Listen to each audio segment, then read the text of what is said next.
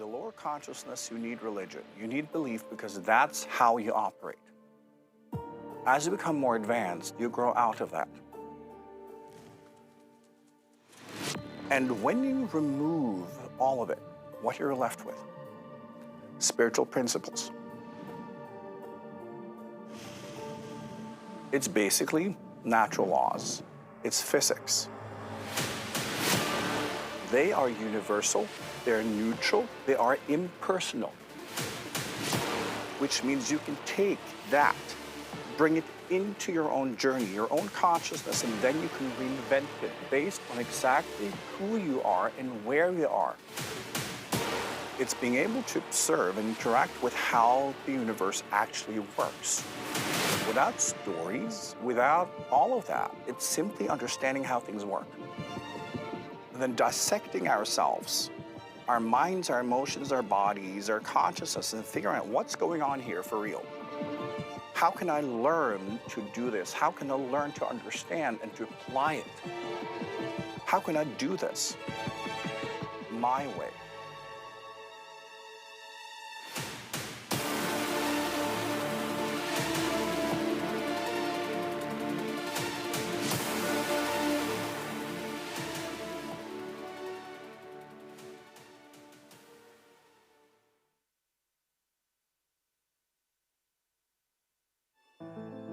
It will transform your life beyond anything you can ever imagine.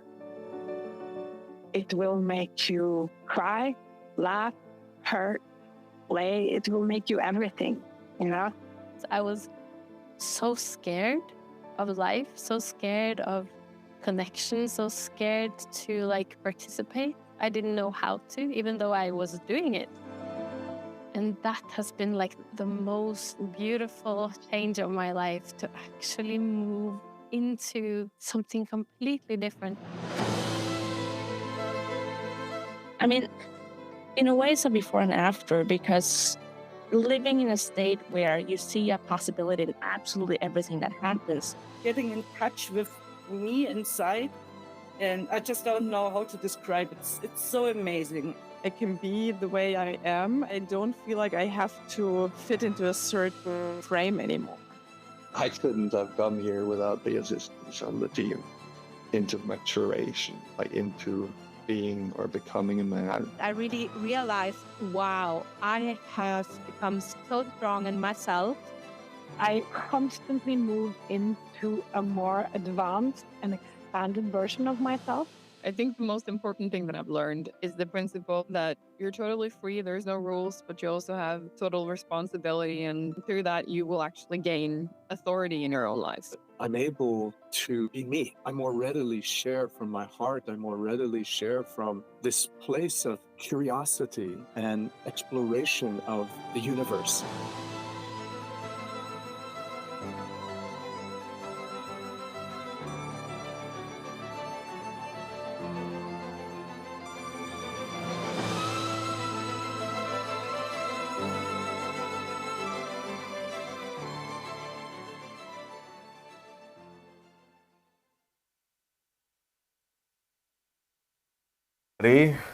My name is Andy. I'm operations manager here at the IKYA Center, and this is our twice annual open house with IKYA, and it is absolutely fabulous to see all of you, so many new faces and faces who've been with us for many years. It's a magical evening tonight. It's really a beautiful energy. Thank you for your focus and your attention tonight. So, the open house, we like to have a space, a less formal, maybe less focused space, so we can relax a little bit and share with each other, and also learn more about what it really is to study with IKYA. This particular open house is about our crystal course. We used to call it IKYA Aligned Crystal Healing. We're trying to simplify, streamline a little bit, and call it IKYA Crystal. And we're starting our fifth collection, or fifth year of studying with IKYA Aligned Gemstones already on the 14th of August. So tonight is about that upcoming course, to give you everything that you need to evaluate whether this is part of your spiritual path. So we look forward to giving you some enlightenment, some insight, some fun. If you haven't worked with IKYA, he, in my experience, is one of the most fun spiritual teachers on the planet. He has the best sense of humor. Partly because he sees things so differently than we do. And so when he presents it, it's like, oh my God, I never thought of it that way. It just cracks us up. So now, for those of you who know me, I'm up here fairly often, at least once a week, and I'm accustomed to doing this more on the fly, improv style. So I have a notebook with me tonight because I get to open with almost like a little mini workshop about what it is like to study with IKYA. I am not the one who's studied with IKYA longest by any means, but I'm arguably the one, at least in human form or in the body, who is studying with IKYA most closely. So I have a little bit of a unique perspective and story to share, and some insights on what it's like to study with an enlightened master. And tonight we're taking the gloves off, to be honest. We are not going to be dancing around what IKYA is and what it is to study with him. We've done that for a long time, 30 years? IKYA is what he is, but we've been relating to him in many different ways that humans relate to spiritual masters, which is largely not as a spiritual master. We have lots of stories about what a spiritual master is, and IKYA is none of that. He is so much more than our stories, so much more than religion or traditions would tell us a spiritual master is.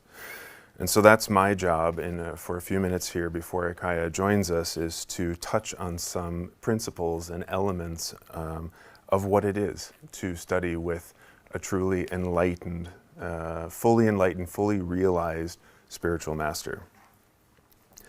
So first and foremost, I wanted to touch on what is a sort of typical experience of students in spirituality. And this is one I've heard a lot. I'll totally recognize a spiritual master when I meet him or her or it, right? Maybe you've had that same thought. I'll know what it's like. I'll feel it. The truth will be so obvious. Well, the challenge is it's actually the exact opposite, because as a human, I've got this filter and this perspective, and I can only experience as far as my own level of consciousness has come. And by definition, a fully realized consciousness is so far beyond what I have realized in myself that there's absolutely no way I would recognize it. Absolutely no way, because I can't experience it. So that is one of the most classic misunderstandings within all traditional spirituality, is that I'm going to recognize it when I see it. If you flip it around, the other favorite that a lot of us have is, okay, I don't buy it. Prove it to me. Prove to me that you're a spiritual master. Prove to me that you're so enlightened and all of that kind of stuff, right? I mean, how many of us have had that thought or said, you guys, you probably don't say it out loud here in the center, but you've said it, in quiet when you're at home or when you're with another student. You're like, I don't buy it. It's bullshit. It's bullshit. I don't get it. He's lying. It can't be true. Well, the thing is, why is it an enlightened master or fully and realized consciousness responsibility to prove it to you or to me? What does that have to do with anything? And IKYA reminded me that, again, just like I can't experience a fully realized consciousness because I'm not there, well, I also, let me put it this way, if IKYA tried to prove it, let's say in the religious stuff, let's say he started burning this stuff suddenly here, right? The burning bush. Well, it doesn't prove anything because we would immediately make up a story about what it means. Does it make sense? We would immediately block it. We would immediately filter it. So even if he quote unquote proved it to us, we would twist it immediately into some bullshit story that isn't true to manipulate it into the narrative that we want to perpetuate.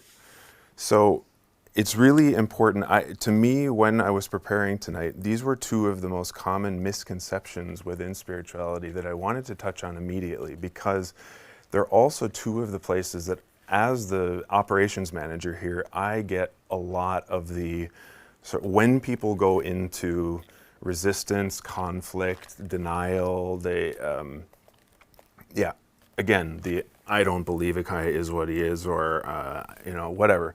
I get a lot of it. I get a lot of it, you guys. And to me, I don't care that people think that, but what I find sad is that they cut themselves off from IKYA as a source and as a teacher because of it. They use that as an excuse to say, I don't need to relate to IKYA because I've decided what IKYA is. And IKYA is not what I believe it to be, or it's not what he says it is. So I wanted to address that to give you guys the opportunity to immediately, even before we get started tonight, to sort of sense into that, what we often call it, like the religious karma, the religious misunderstandings that come from thousands of years of tradition and ways of doing things that have completely limited the human consciousness to, again, being able to recognize and interact with an enlightened consciousness when it actually appears in form. Okay, so why is studying with IKYA relevant? Two primary reasons. Number one, a lot of you know you've probably grown out of the old traditions. But on the other hand, as you notice, the world is kind of crazy, and we need people who have their feet on the ground and are completely present, as completely present in themselves as they can be, to be sources of light in the world rather than contributing to the darkness and confusion and chaos that we're all in. So studying with IKYA, with an enlightened master in human form, is more relevant now, I would argue, than it has ever been before. And another misconception I want to address, because when people get triggered, they often want to project onto IKYA that they hear him say that he's the only enlightened master, or his teachings are the only path. He has never, ever said that, and he never will say it, because IKYA is one example of an enlightened consciousness, one example of a path that you can use as a reference point in your own study and on your own journey. But he is by no means the only one, and he would never want you to believe that, or because as soon as you do, you choose to submit and say, okay, this is the only path, so now I cannot question it, I can't, no, that's exactly the opposite. IKYA wants you to remember that ultimately this study, regardless of who you study with, is about you. It's 100% about you. It isn't about the teacher. It's not even about the teaching in itself and how it's delivered, if it's crystals or mantras or meditation or what it might be. It's 100% about you and your own awakening. Okay. Now, studying with IKYA is not for the faint of heart. I don't know, do you get Norwegians, do you know that saying, the faint of heart? Like, if you're prone to fainting, if you're the type who swoons, this is probably not the spiritual education for you. Those who've been with IKYA the longest can tell you, you've got to be tough. You have to be tough as nails. And mostly, from my personal experience, you have to be tough as nails in the mirror with yourself. Because it's there that the fight will get the hardest and loudest and most painful, sometimes nasty. But it's also there in front of the mirror where you finally start to learn or discover the love, the appreciation, the gratitude. But you got to be tough as shit. So I'm not going to sugarcoat it. You got to be tough. But if you have doubts as to what is possible in studying with IKYA, I encourage you to stick around for a little bit after tonight, or Join some of the Facebook groups with IKYA, or come here to the center and talk to some of the students who have studied with IKYA the longest or the hardest. Or interestingly, some of the newest students are perhaps some of the more enlightening, in the sense that their growth has been like a rocket ship. I'll try to be as anonymous as I can, but there's a new student in the mantra course from another country here in Europe who found IKYA on YouTube, joined the mantra course in October, and has testified, proclaimed several times in the mantra group that his life is completely transformed by studying with IKYA. Completely. Now, what the nature of that, what the details are, I can't say, and I wouldn't want to violate his privacy, but yes, we have a lot of track record for amazing growth in working with IKYA. Now, one thing that sets IKYA apart is that it isn't just a teaching. And this is kind of an interesting point, because when people get frustrated about how much they're getting out of the course or how much they're growing, that kind of thing, one thing they always love to tell me is, I think what it is I just need to take a break from the teaching, and I need to review the past teachings. And that, to me, it's a cue that they're relating to IKYA and the teachings more like a university course, where it's like a book and some words, and you can memorize it and apply it in a particular setting. It is not that at all. The teachings, the words that IKYA speaks, in my mind, I classify that as about 5% of the education. 5%, you guys. All those hours of talking and listening and everything, in my experience, it's 5%. Because the 95% is what makes, in my mind, this education the most unique on the planet. The 95% is the space, it's the matrix. It's why studying with IKYA,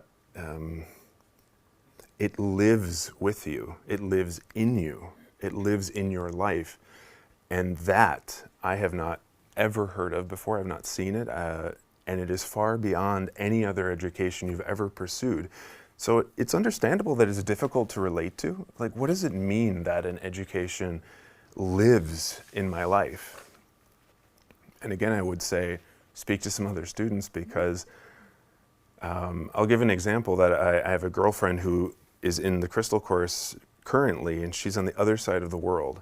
And we talk about once a week. And what's fun is that we talk often the week before the new crystal and the new teaching comes. We talk and we share about what's been happening.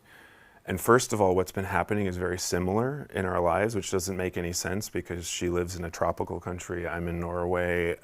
We live very different lives, and yet the principles, the things that are sort of unfolding around us are very similar. And then we get the new crystal and it turns out, oh, right, that's again the principles that crystal are teaching have started to activate in my life. So things that are happening at work or in my relationship or with my family, it's mirroring the very principles that are being taught. So it is a living teaching. It's a living education, far beyond anything we're accustomed to.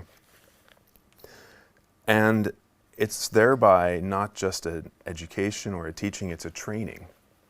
And that's very unique too.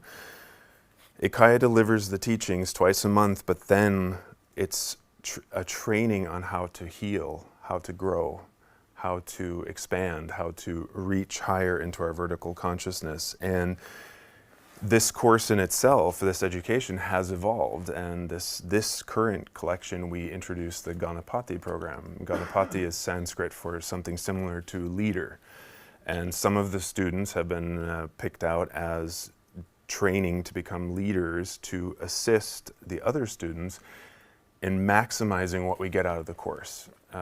Because again, it's not easy to study with IKYA, and so we have developed the Ganapati program specifically to go beyond just delivering a teaching, and of course IKYA doing his thing and working through your entire life to bring the teaching to life. But then we've added Ganapati where, okay, how do I process all this stuff that's happening? How do how do I understand when these principles are happening in my, like, let's say something unfolds in my family and I can see the principle is right there, but what do I do with it? And that's where then the Ganapati group helps, because you can talk with your fellow students. And what's really interesting is when you are, and I don't know if you guys can identify those who are in the course currently, when you share and try to process these teachings with somebody outside of the course, they can mirror and assist and give you input, but they're not in the same space, in the same matrix. So it's almost impossible to kind of relate to where we're at and how we're studying. And that's why the Ganapati program is so beneficial, because then you get to work with students who are in the same space. So we're all, in a way, stretched to a higher consciousness in that space than we have access to on our own. And then when we work together, we're able to mirror each other in a way that we can't get mirrored in the world around us. So that's also, it's another aspect of this course that is absolutely mind-blowing in a way. Okay. Again, I apologize if I'm not as polished as usual, but all right. One really important aspect, if I look at, again, the sort of, when people start to recognize what IKYA is, and if they can't handle it, they'll often tell me, I don't need a master, I can do this on my own. Who needs a spiritual master? Well, the fact is that you can grow completely on your own using your biological and genetic consciousness. And that's what we do for millions of lifetimes. You know, from everything from a bacteria to where we are today, right? Humans have evolved almost exclusively through the biological and genetic consciousness, but then it's only adaptation. And if you guys look, how many years did it take from bacteria to here? Hundreds of millions of years, like it's a long time. So you can do it that way, and you can continue to do it that way. But if you want to jump into the fast lane, and it's not really the fast lane, but if you want to shift from your growth being purely in the horizontal biological genetic consciousness and go into the actual vertical spiritual consciousness, the only way to do it is by studying with a spiritual master, because, again, IKYA uses the imagery of a column of light. If you imagine now, try to, in your mind, see a matrix, a matrix, and I don't know exactly, but you know a matrix where it crisscrosses all of this structure. As soon as you enter into the space of IKYA consciousness, you are in that matrix, and that matrix can elevate your consciousness beyond what you're able to do yourself. Now, it's not like, well, absolutely, IKYA cannot and will not do the job for you, but the access you get, it's like opening the superhighway. You still have to drive, but if you don't get on the freeway or the highway, you're going to be just crawling along doing biological evolution.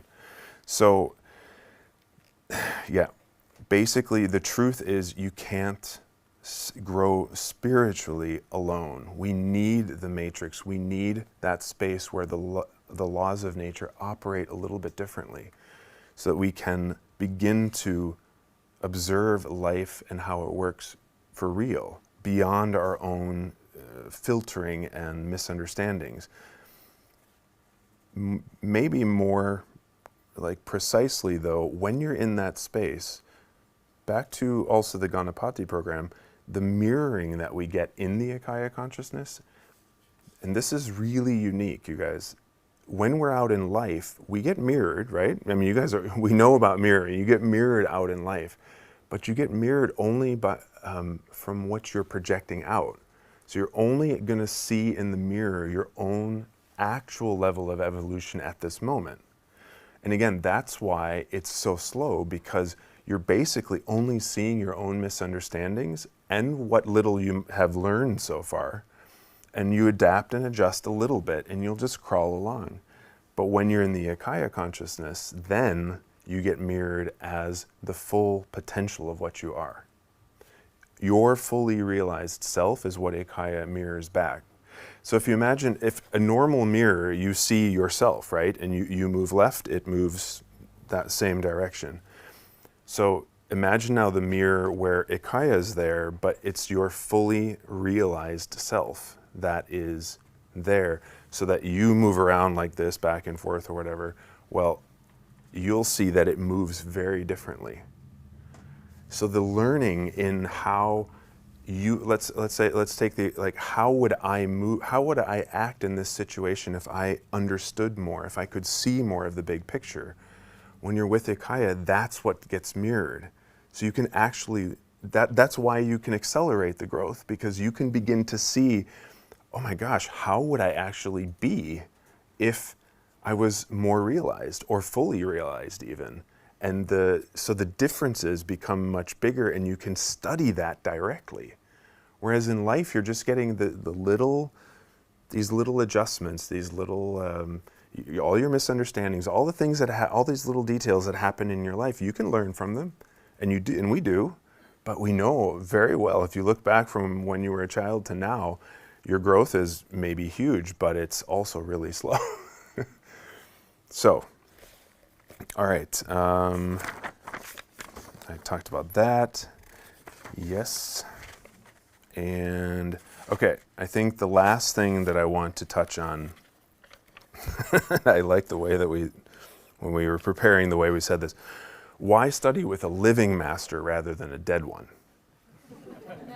Right? I mean, all religions are based on studying with dead masters. It's all scriptures. It's all and or storytelling about the dead people.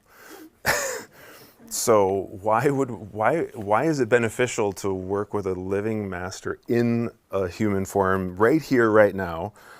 And it's back to the mirroring, only it's active mirroring, because when a fully realized consciousness can come into human form, it's the embodiment of that consciousness. And guess what? We get to interact with him. We get to ask questions. You guys wouldn't believe how many years it's taken to train the students in actually just asking questions. Because that's how, like, we can be so passive sometimes, you know? We just want, give me the information, you know, lift me up. And it's like, no, IKYA's here in a body. You can talk to him. You can ask questions. You can poke at him. You can, best of all, perhaps, you can say, I don't believe that. I don't get it. What? I don't buy it. And IKYA can then try again and show it to you from a different perspective, and then again and again. And as the students who have worked with him the longest can tell you, he has literally limitless, infinite number of ways to show you the same principle. So that if you're stuck, he'll show it to you from another angle and another angle and another angle. And if you think you've gotten it, well, then he's going to show you another angle that shows you didn't get it at all. Yeah. So that's why a living master in human form is way better than a dead one, and better than scriptures. But, you know, if scriptures are for you, that's cool. But I'm just highlighting why, since we're here tonight about studying with IKYA, why is it cool to study with IKYA? Oh, actually, it's funny I said that, because another point is, it is actually cool to study with IKYA because IKYA is cool. I don't know if you guys have ever read the Bible or read the Buddhist scriptures or others. They're not exactly in like modern English or modern Norwegian or anything. They're not really easy to understand.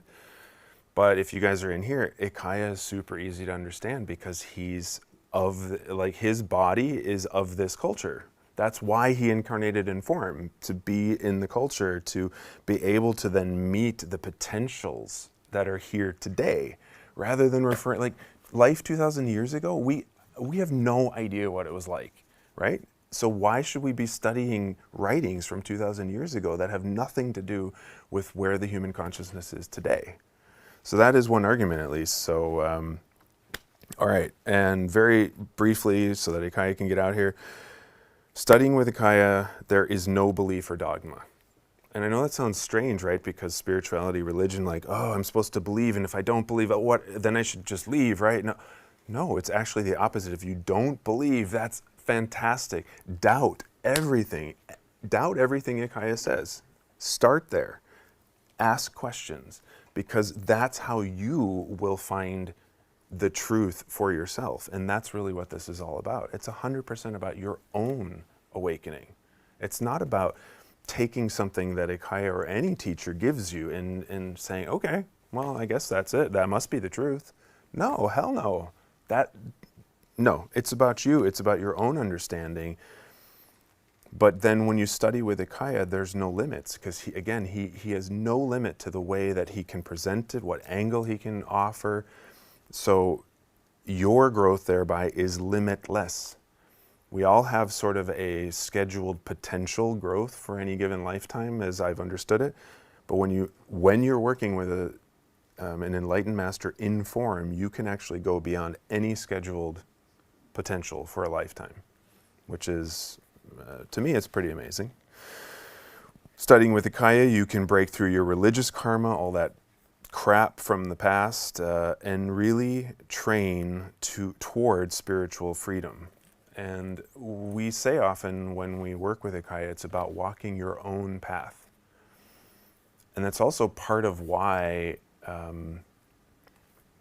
if you're more still in a religious framework, it can be really confronting to work with IKYA, because you want him to say, this is the truth, this is the way, this is the only way, and if you don't believe me, well, and he doesn't do that. It's not there.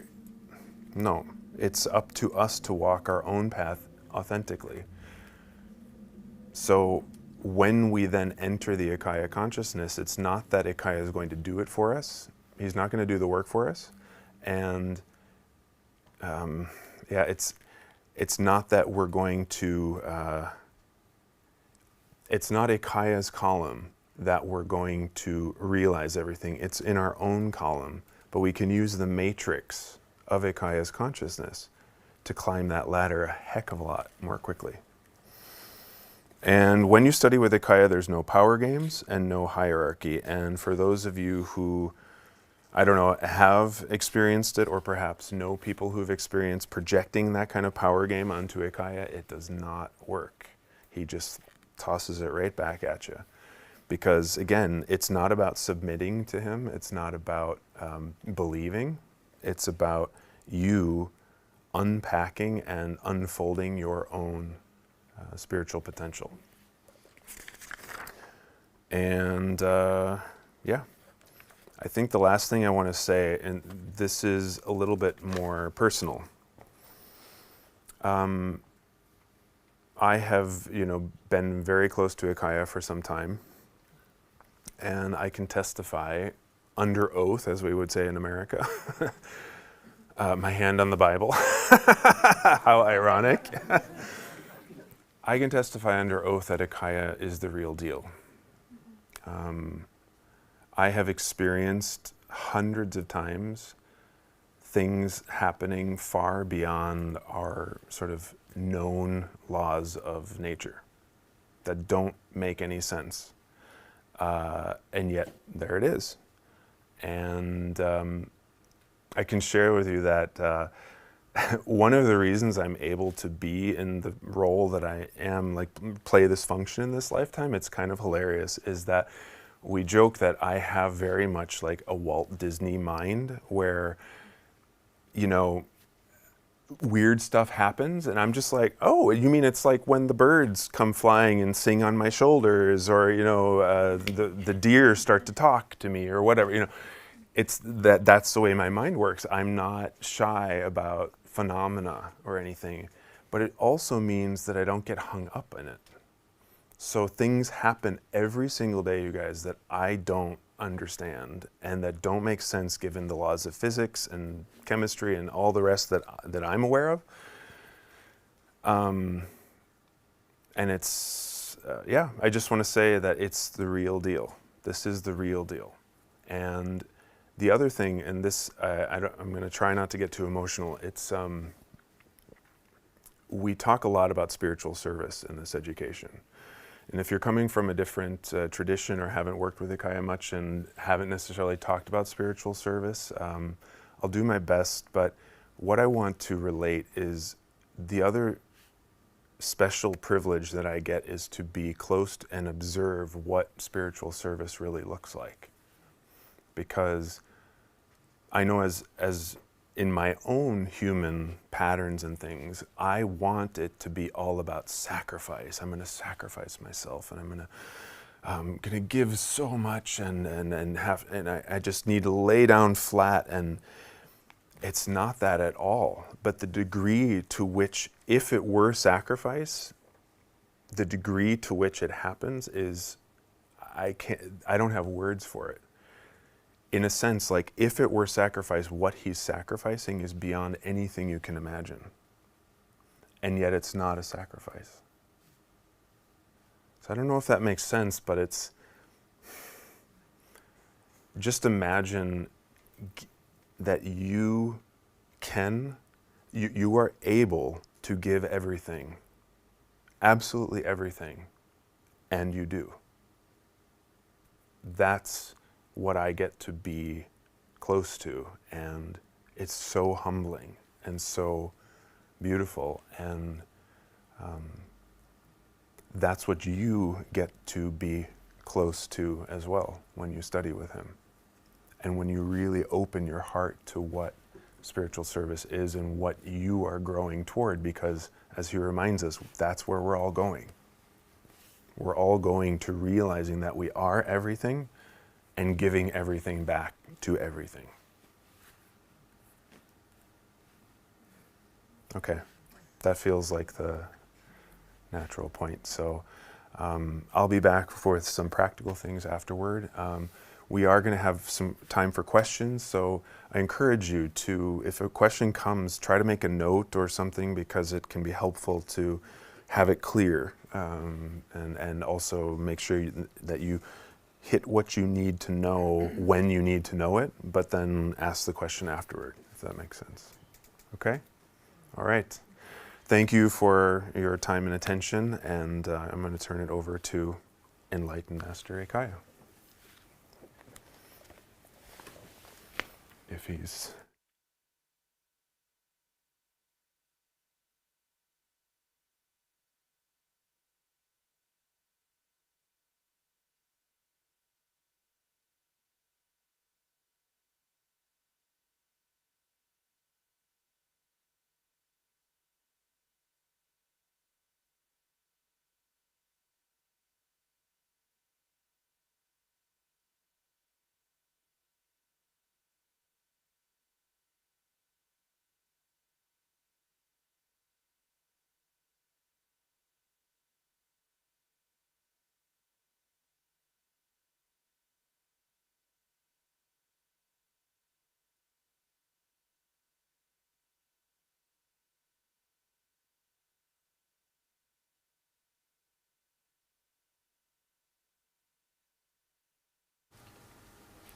The big question is,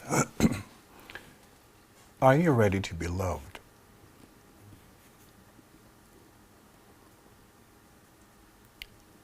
Because reality is ultimately love. And when you're seeking it, you're like a fish swimming around looking for water. The only reason why you're not enlightened is because you're blocking it. Enlightenment is the only natural state. And that can be very frustrating when in a human form and you identify with being human. And you think that, oh, I'm an individual, and then I have to stretch, and then I have to go on this journey, and then I have to become more advanced. Well, in fact, it's the opposite. It's the development. And the development basically means that you're disrobing, you're peeling away. So you become what and who you are.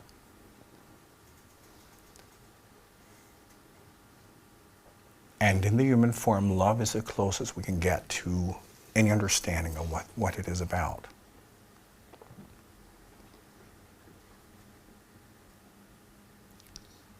And because you're a fish swimming around looking for water, It's impossible to find. It is absolutely impossible.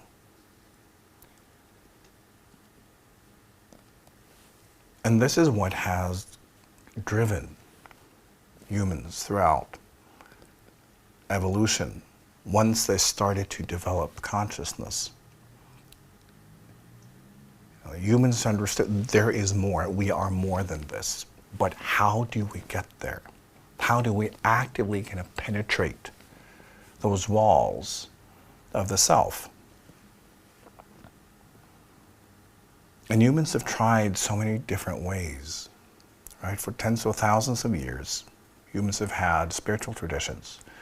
They've had religions. They've had ashrams. They've had, convents, like all of that.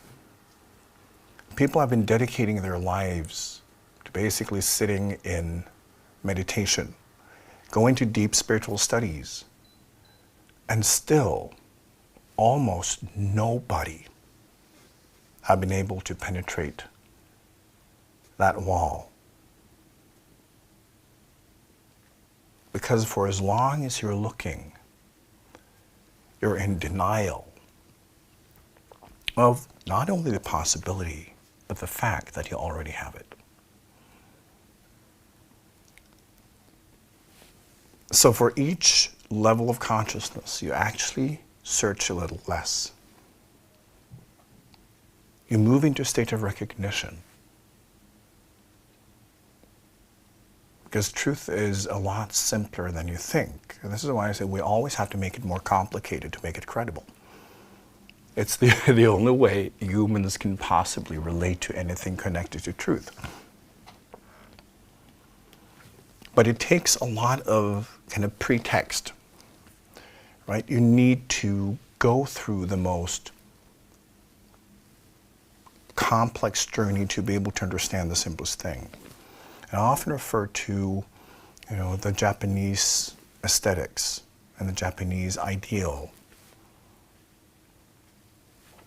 is that when someone becomes really good at something, they do not show it by, through maximalism. They show it by being able to do the simplest thing with perfection, because that's how you are able to detect a masterful cook or, an artist or a builder. It's the absence of everything that can disguise who and what you are. And that simplicity takes everything. It takes experience and skill and absolute focus and dedication. You will have to become it. So what you then do in that simplest form is natural behavior, and you can't disguise it. So the Japanese, in a way, have found the most, kind of the purest understanding of that process of peeling away. Because the more stuff, the more clutter, the more illusion. And we need to peel until there's nothing left.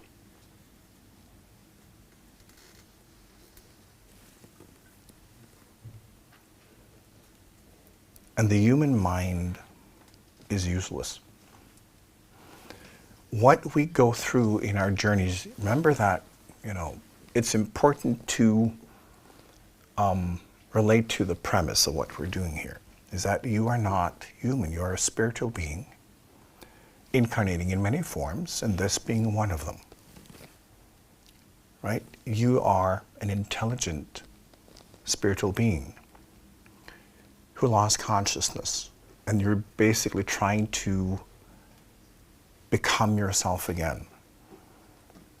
By going through all these forms and all these universes, and gradually you begin to piece yourself together, and gradually you activate the consciousness of what is already in you.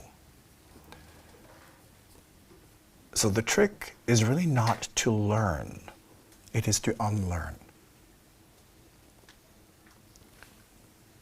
So when you study spirituality for real, you first learn so you can identify what you are to remove. Because in the beginning, you relate to something physically, emotionally, and mentally.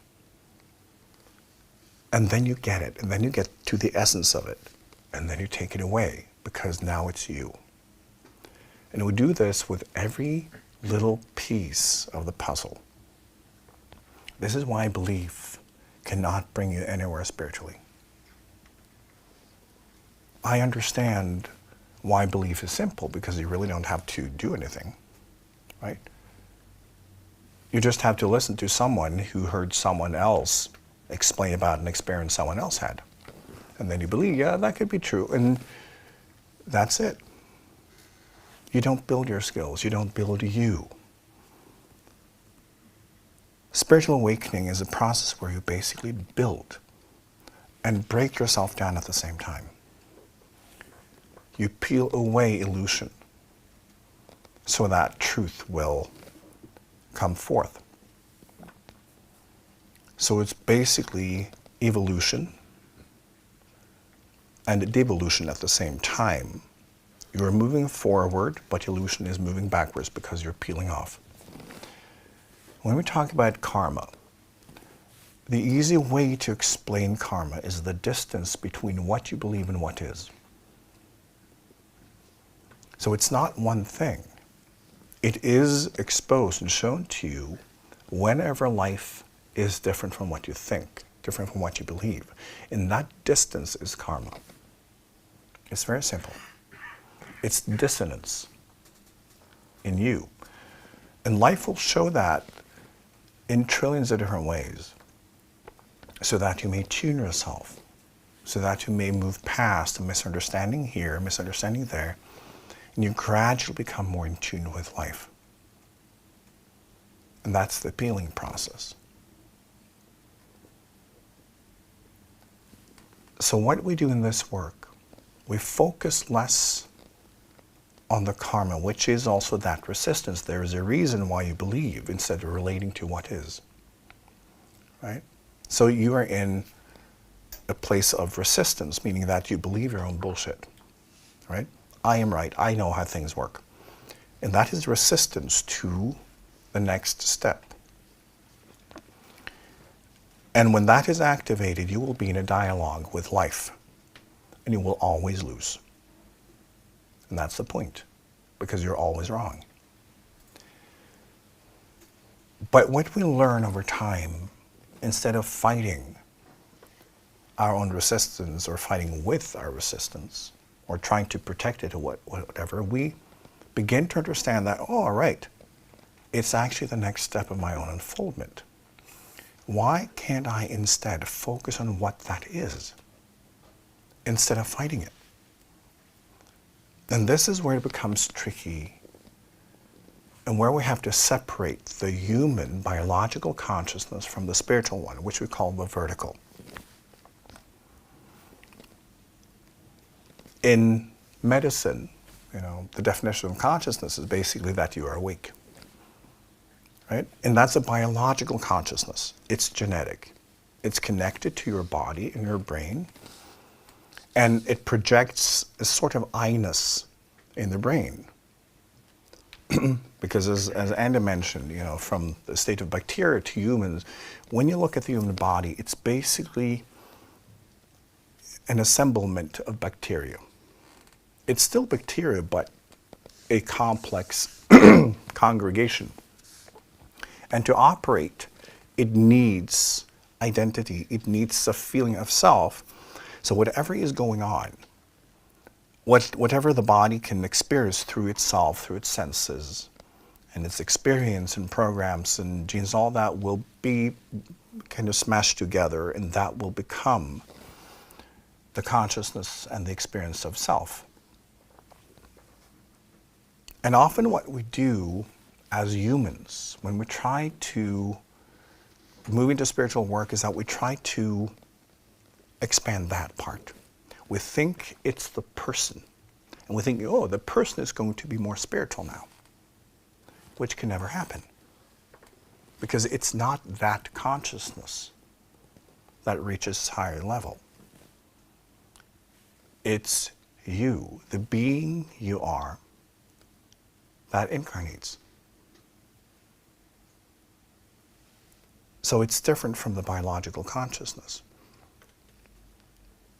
And then, as you go deeper into spiritual work, you will discover that almost everything you thought was spiritual was actually biological. And it's because humans have been trying for thousands of years to figure out how can we get out of this. So there's simply just more of it. You cannot use a thought to break down a thought. You cannot use an illusion to break down an illusion. So it becomes this enclosed circular logic that you can't get out of, except you can. And it's switching to a different type of consciousness and also understanding very clearly the difference between the two, in that the spiritual consciousness operates independently of the biological one. In the brain, it will be experienced as the same, but through practices and discipline, you will begin to experience that two separate things. And then you realize, oh, right, my biological consciousness is just part of my body. It doesn't stop me from anything. I can wake up independently.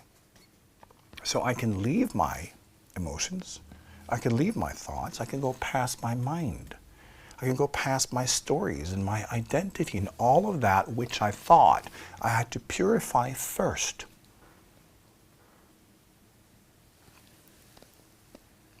And then you don't have to. Because you can raise your consciousness in an instant.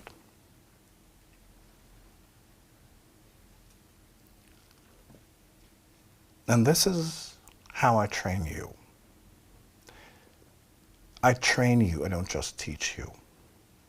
And you need to be ambitious. Many people, especially today, we live in a world where everything is fake. Right? Everything is fake. Everything is made up. Even spirituality. Right? So we come to a point where everything in our culture is so fake that we don't recognize when something is real and when it's not. And we're so confused. And it means also in modern spirituality, it's full of fluff.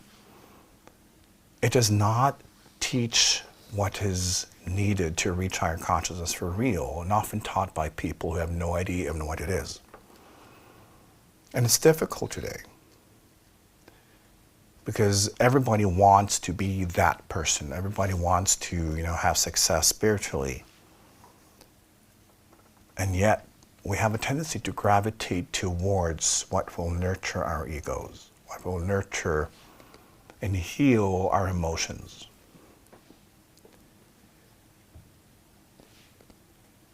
But it will never give you results.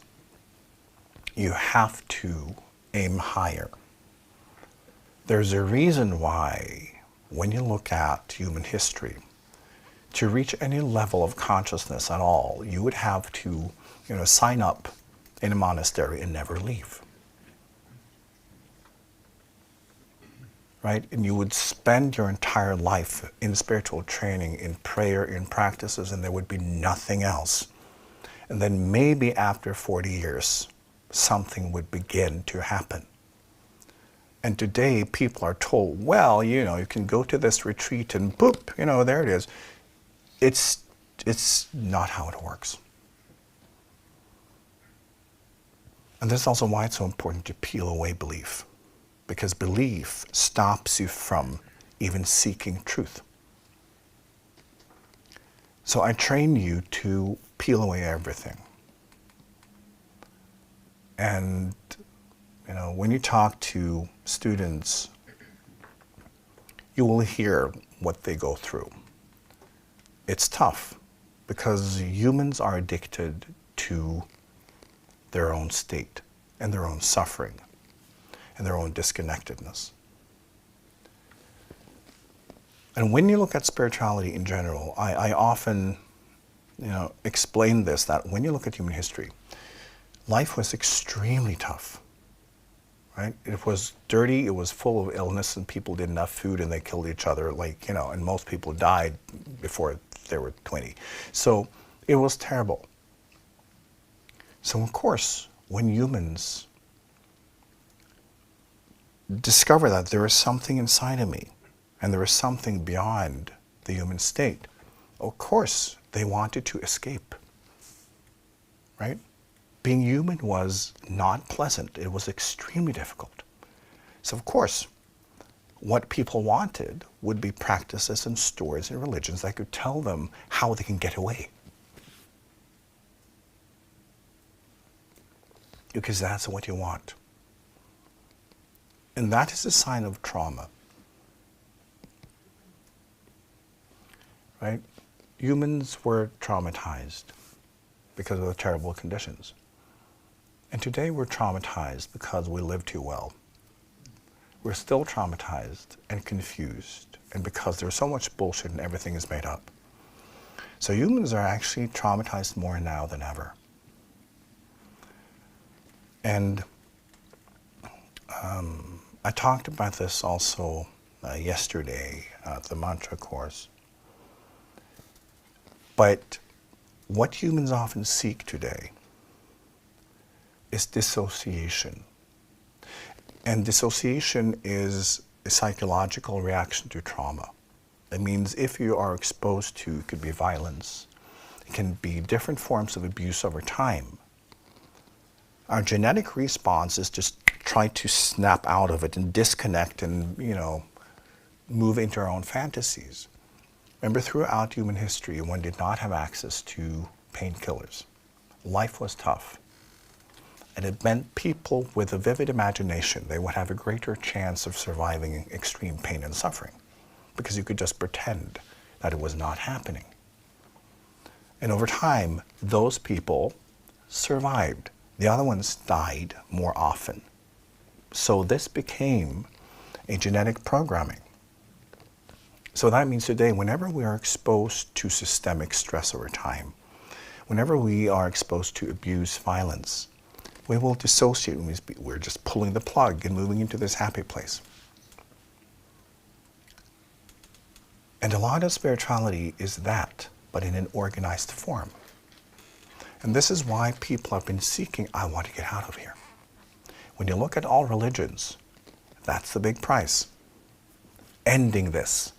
And even when one talks about reincarnation, it's like, oh, you're earthbound and the only way out is, it's always about getting away. Transcendence, getting away. It's dissociation from trauma. It's not high consciousness. And often spiritual seekers today, they are traumatized. Many of you come directly from other life forms because that's part of what's happening on the planet now. Because it's the only way that this planet can survive is that one gets a lot of inflow of souls or atmas, coming directly from other cultures and other life forms. So one can basically keep the form but change the filling, So that means that many feel like coming into this life form is so foreign to them. It feels so strange, and many of you, it's typical for a lot of the people who seek me out is that they don't understand how to do human.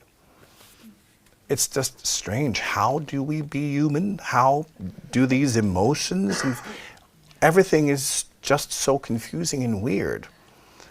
And they look at this culture, this is just nonsense, all of it. Like how? So they're struggling just being human. And they're often traumatized simply by being here because nothing makes sense. And they're in this enormous stress and they feel, I'm on the wrong planet. It's that. So even in childhood, many begin to dissociate, which means pretending that you're somewhere else.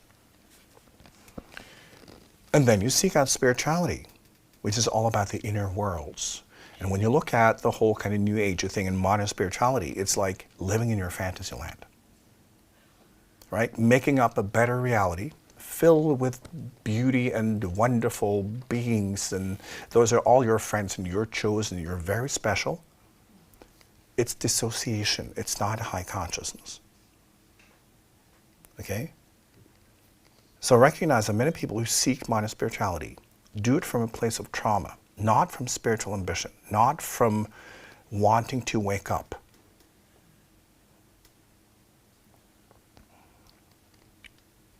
It's not what we do here. I will slap you until you wake up. But you need to be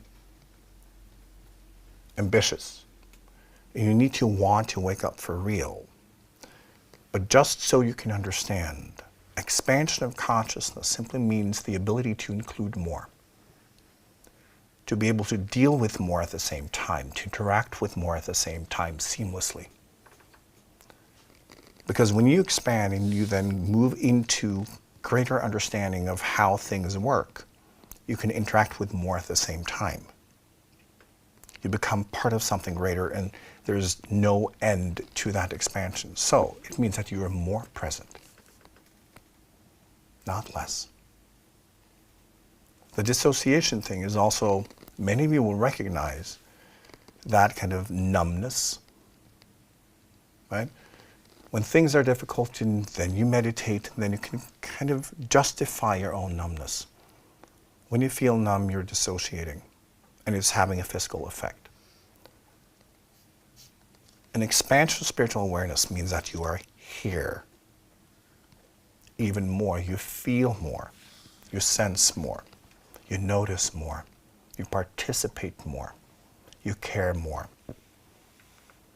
You facilitate life around you. You're absolutely here, but without the stories. I often say that suffering is basically the stories you make up about your karma. So, first, the distance between what you believe and what is. And then you make up a story about that is wrong and how you become the victim of that. Instead of just like, well, life is showing me this, I better adjust. So all suffering is made up. And we can get so caught up in it.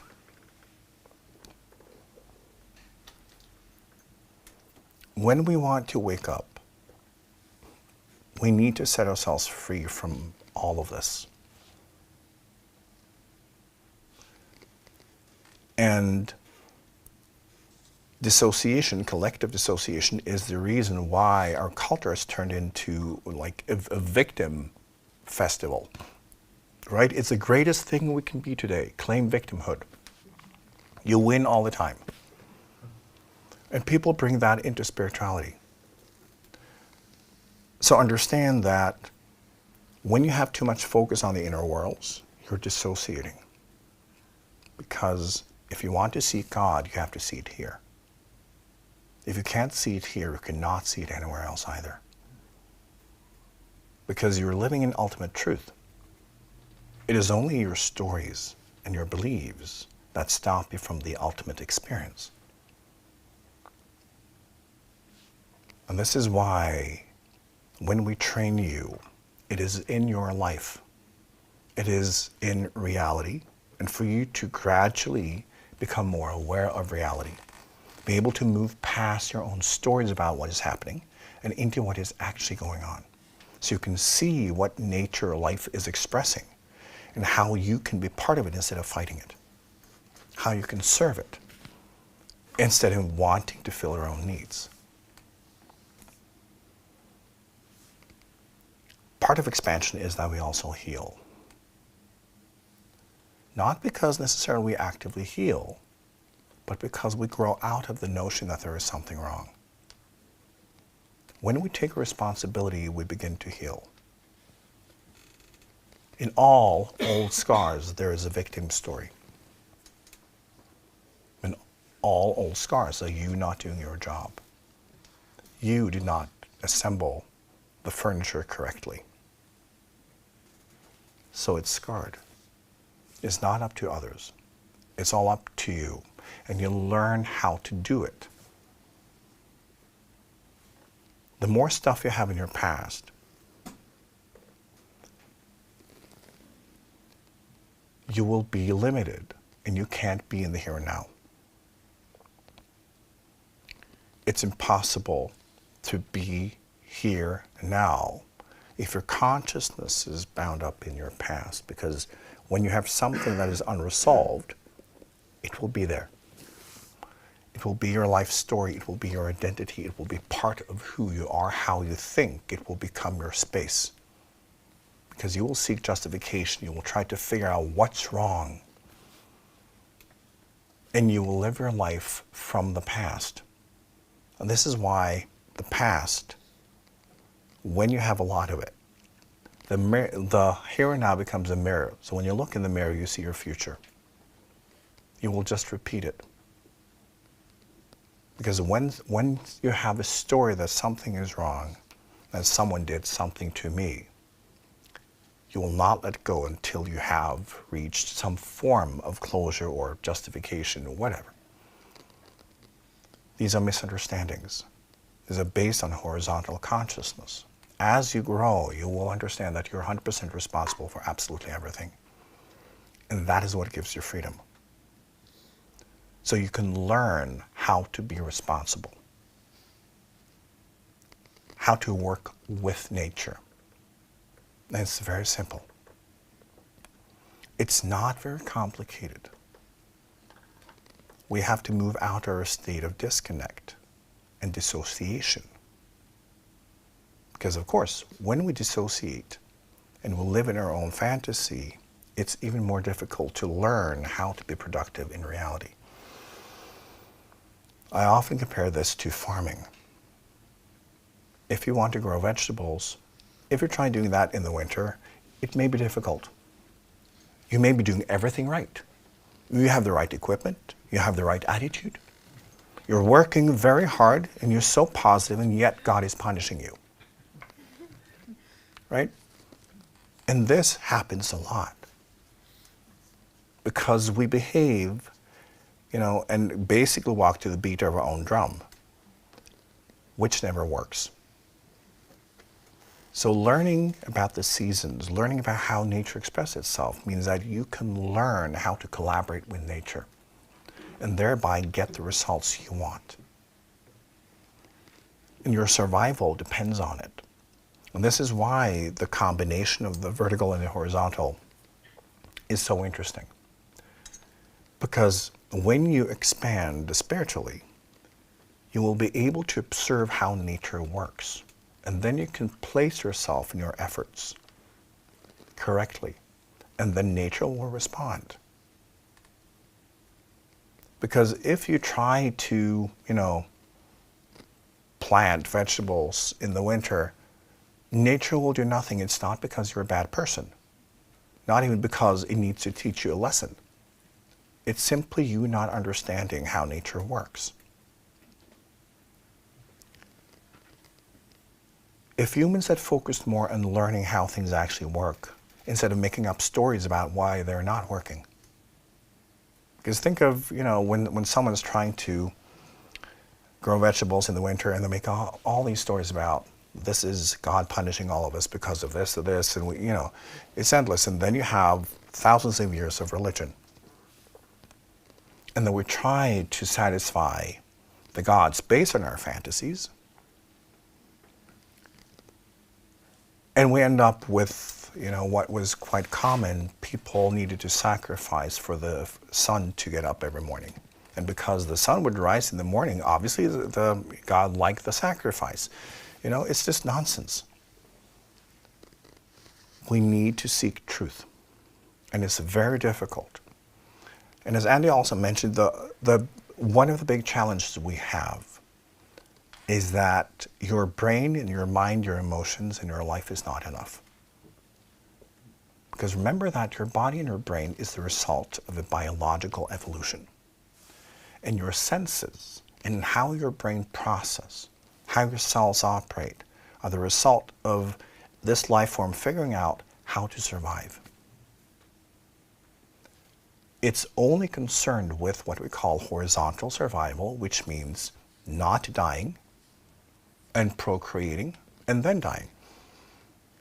It's only about you keeping yourself alive. Your senses are only about that, nothing else. It's basically to help you find food, kill your enemies, have sex, all of that. It's just survival. And you can't use that to advance spiritually. So, when people start their kind of spiritual journey in this life, and they begin like, oh, I want to work on my emotions, that's fine. But that is working on your emotions. It will not advance you spiritually. You have to aim higher. So, what we do with your life is that we modify it. Think of when you want to develop something that is not relevant for your survival. It's not part of your biology. It's not part of what makes sense. It's not logical. It doesn't resonate to what it takes to be a functional human being, because that is basically being a successful human. So whatever you go through in life, it will just show you how you can survive better. You need to build very different muscles. I've also used this example that if someone wants to become a bodybuilder, they can't do that in just moving around in their life. It's like if they cut the grass more often, they will, if they take the stairs instead of, no. Life is not geared for that kind of extreme ambition. You need to go to the gym. And then they will have specialized, appliances and whatever, and equipment and all of that, and you can have fun with it. And you can do the same movements as you do in life. As when you lift a heavy box at home, you may be, straining your back, but in the gym, you may lift twice that weight, and you will get stronger because you will have exercises and, all of that designed to build your muscles. So your life is not enough. It has to be modified. And it will be modified in ways that in the beginning you may not notice. It takes a while to understand how this works, because your brain will not register at first, because your senses are only there to help you survive. Your senses will not help you advance spiritually. You have to go beyond them. This in itself takes a while to figure out, right? But you will be trained, and we will arrange things in your life so you can practice the spiritual principles that you're studying. So we'll get into this soon, but with this education, you'll get a new crystal every month, and then your life will change. The energy will change, the flow. It's basically like, we rearrange things. So you may now train and practice these principles, and they will hit you in the face. And so you may try to figure that out. And next month, it's different. And, most students are able to feel also now when a new stone kind of is arriving, they can feel that energy, and many can see that there are concrete things moving around in their lives. But it takes time. But it's more fun this way. But it simply means that your life becomes a gym to build your vertical consciousness and those muscles, because your life in itself will not train you to do so. It takes more. So the fun thing about this is normally one would have an ashram up in the mountains, and again, you could, sign up and then never leave. The fun thing here is that we're doing it while you are still having a normal life. So it's also a big experiment. Because normally, this life is so full of distractions that for many people, they feel they just need to sit down and focus. And then we fall into that trap again. Well, you can't get better at life by running away from it. As often as you will not become a better driver by not driving. And this is often what people try to do. They want to leave this life behind. Say, no, you have to go into it. You're struggling simply means that you haven't really entered your life. You haven't figured out how it works because it's still nature. It's still life communicating with you, and it's all there. So you need to learn how to embrace life as a spiritual arena. And you will discover that it is also because we move things around for your benefit. But then life becomes fun. Then your life becomes the ashram. It becomes the monastery. Because things will manifest there. And, I can only say so much with words. The best examples I can give you will be directly in your own life. So sometimes one will arrange certain situations or things simply so you can get it. Because I will give a teaching like I'm doing now, and then you have to practice. So sometimes it takes a certain event for you to get the angle you need to connect with a certain spiritual principle. So this is how it works, but it's more advanced because it's that running away from life thing. It didn't work. Hardly anyone in those settings have been able to reach higher levels of consciousness for real. I've seen so many examples of this, and I find it so funny. When you have someone who's been in strict spiritual disciplines, in monasteries, and then you place them in life, and you can poke them and they fall over because they have nothing when it comes to dealing with normal life. Then all of a sudden they get addicted to everything at the same, because they have no structure. They were able to reach a higher level of consciousness in a vacuum. So it's not real. It's still dissociation. When the expansion is real, you master more. You get better at everything in all directions at the same time.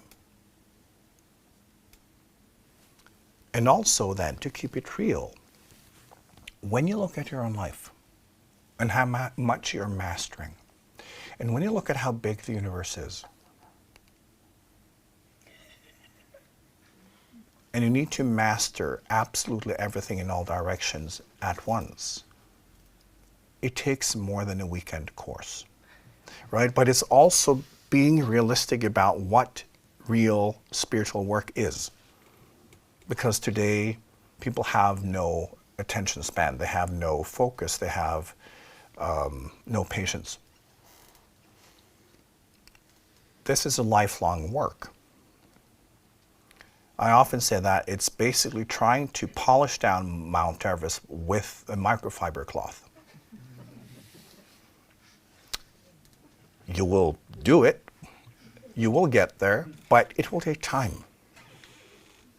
So this, looking at spirituality from the perspective of modern consumerism, no. It takes a long time. And it takes an incredible amount of dedication in your life, also as a human. And this is why you need training. This civilization can offer you nothing. It only brings you further away from truth.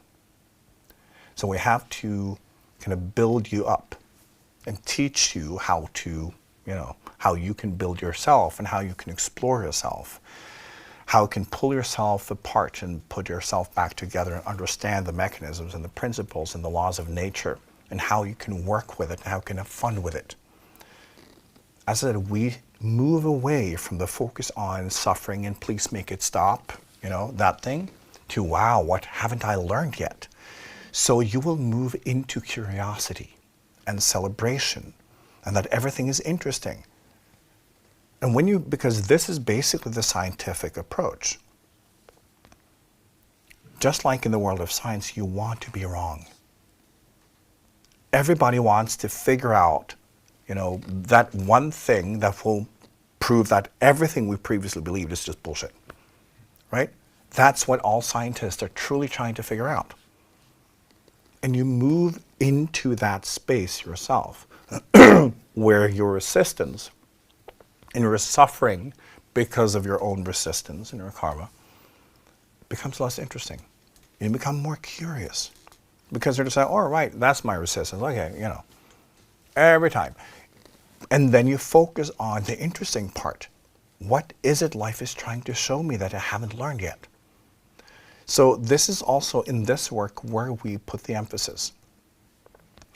I do not appreciate whining. I do not appreciate when people play the victim because it's not real. What is real is that you're a spiritual being through your journeys and incarnations trying to realize yourself, trying to move into higher consciousness for real. The rest is just how you get there.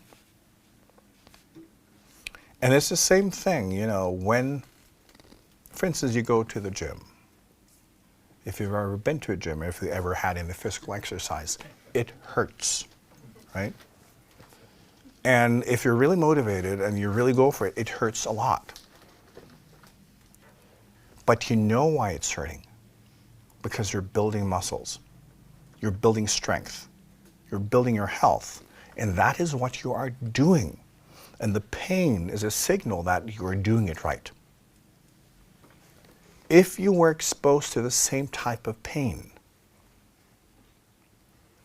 when you thought something very unfair was happening to you,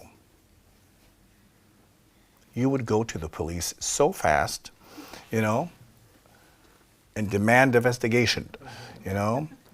It's that. It's all about framing. It's all about understanding what we're going through. Because when you know what you are doing, you can look at your pain, you can look at everything that you do that is dysfunctional, because you will discover more dysfunction that you thought could ever exist. Just wait for it. And all students are quite frustrated when they discover that they are the most horrible person ever because nothing works. And that is sure, and then you change it. But when we are in the subjective space, we think that, well, this is somewhat working. When you begin to expand, and when you then have to relate to greater movements, and you have to be in tune with it, you discover that, oh, I have no idea. So that can be frustrating, but also interesting. But a key to how fast you can grow spiritually is how much you identify with your resistance.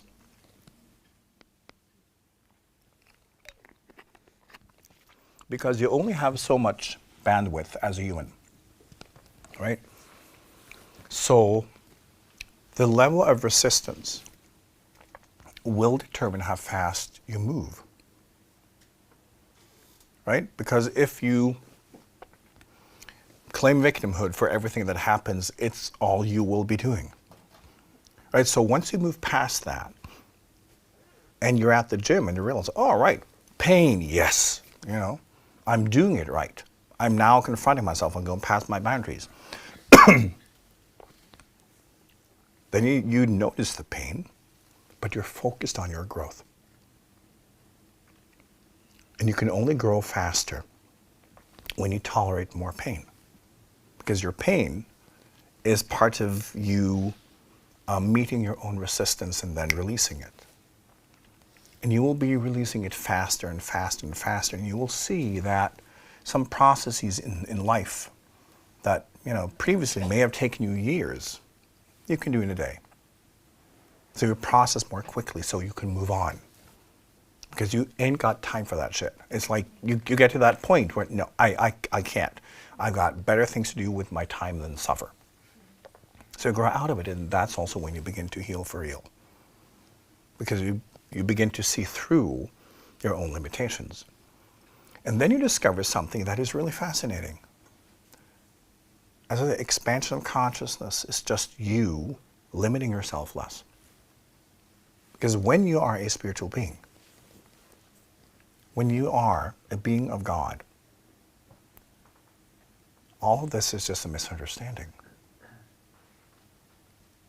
And you're living out your misunderstandings. You're allowed to do so. And you gradually limit yourself less. And you discover that this is the most natural thing, right? It's just me becoming what and who I truly am without all of this, because you also then realize every time I limit myself, I end up hurting. I end up in weird situations because I am not in sync. And you get to a tipping point where you begin to see it, that all your problems, everything that you experience as painful, is simply the result of you limiting yourself first, so that you operate from a story instead of reality. And then you can't wait to peel off more, because you begin to say, oh, I'm just causing all of this to myself, and I can actually stop. I train you to be able to do this for real. We don't, it's like when you want to learn how to play the piano, you will not be taught truly by someone who just loves to listen to music. You need someone who is actually a piano player and knows all the techniques and can teach you, because it's about you developing your talent. It's basically also, what we do here. We don't sit around and talk about how much we love music, or, how it makes us feel, or how great it is, and all of that. I train you to become a musician so that you become an instrument of the divine, so that your creativity, your talent, your flow can come through, so that you become the instrument and you become the player. Because loving music is not enough. That's when you end up that you can only channel. And say, sure, and then what? Completely useless. What happens after? The point is, if you want to be of service, you are also the one having to carry everything out. There is no lack of energy in the universe. That's not what it is about. It's then not only channeling, but understanding what is needed. How do I promote growth and healing? How do I facilitate the co-creation of the universe through everything? They're sitting there and just letting it flow through. It's just, it's childish. But it feels good. Again, it says listening to music. There's nothing wrong with it, but it's primitive. We operate on a different level. So it is important that you can sense in yourself that you want to wake up and that you want to become a spiritual adult. And it means that you will have to grow out of everything, so that you can learn how things work for real behind all of this, and then you can apply it to this, and then it's fun. Because then you're not limited by the belief systems, by the collective consciousness, by the collective mechanisms. Because laws of nature are not limited or defined by humans. All right, so existence is much more colorful and fun than humans have discovered yet. There's life absolutely everywhere. And you will learn also to begin to connect to other levels of life and other beings and basically have fun with it. And how we do it through these teachings is also working with a type of life form that we call crystals, and basically what it is, these are living beings. We're not used to, as humans, thinking of something that is inanimate as living, because we always start with ourselves, of course, and the more it resembles us, the more alive it is, and the higher value it has, right? So it has a face, it's very much alive if it moves, then we connect with it. If it moves less and looks less like human, it's not as important, right? But it's from the human perspective. Mineral structures are living beings. They just operate differently. But you can see if you watch them for 1 billion years, you will just see that, you know, it's an organic kind of flow of matter and crystallized structure. So what they do is basically when you have the energy of this planet just floating around, right? They are like colors. Think of like all the different colors that we have. It's basically the sunlight or any light being reflected. So for instance, the color red simply means that when sunlight hits whatever is red, the red waves are being reflected from that surface and then becoming visible. The rest is being absorbed. So all the colors are basically about what is being absorbed and what is being rejected.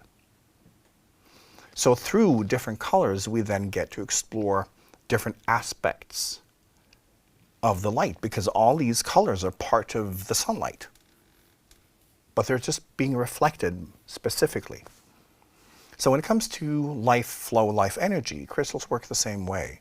That because they operate in a specific kind of frequency, they have a specific structure, so only what is within kind of that channel will be going through that stone.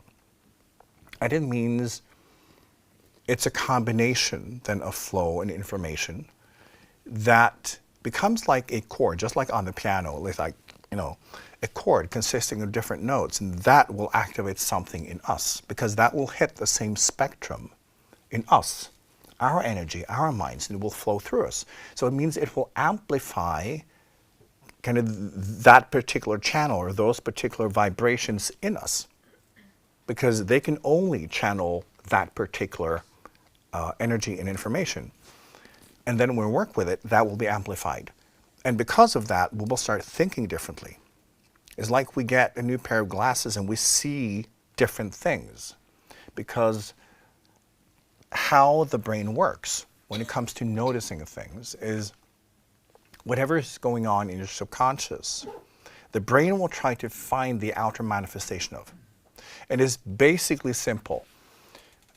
Genetically, it's like when you're hungry, you're supposed to be looking for food, meaning that anything edible will become more visible to you.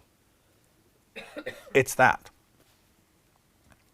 If you fear for your life, you will be extremely aware of anyone doing anything that might be strange or a threat to you. It's that. Again, if you're horny, you will be looking for any signs that somebody wants to fuck. It's that.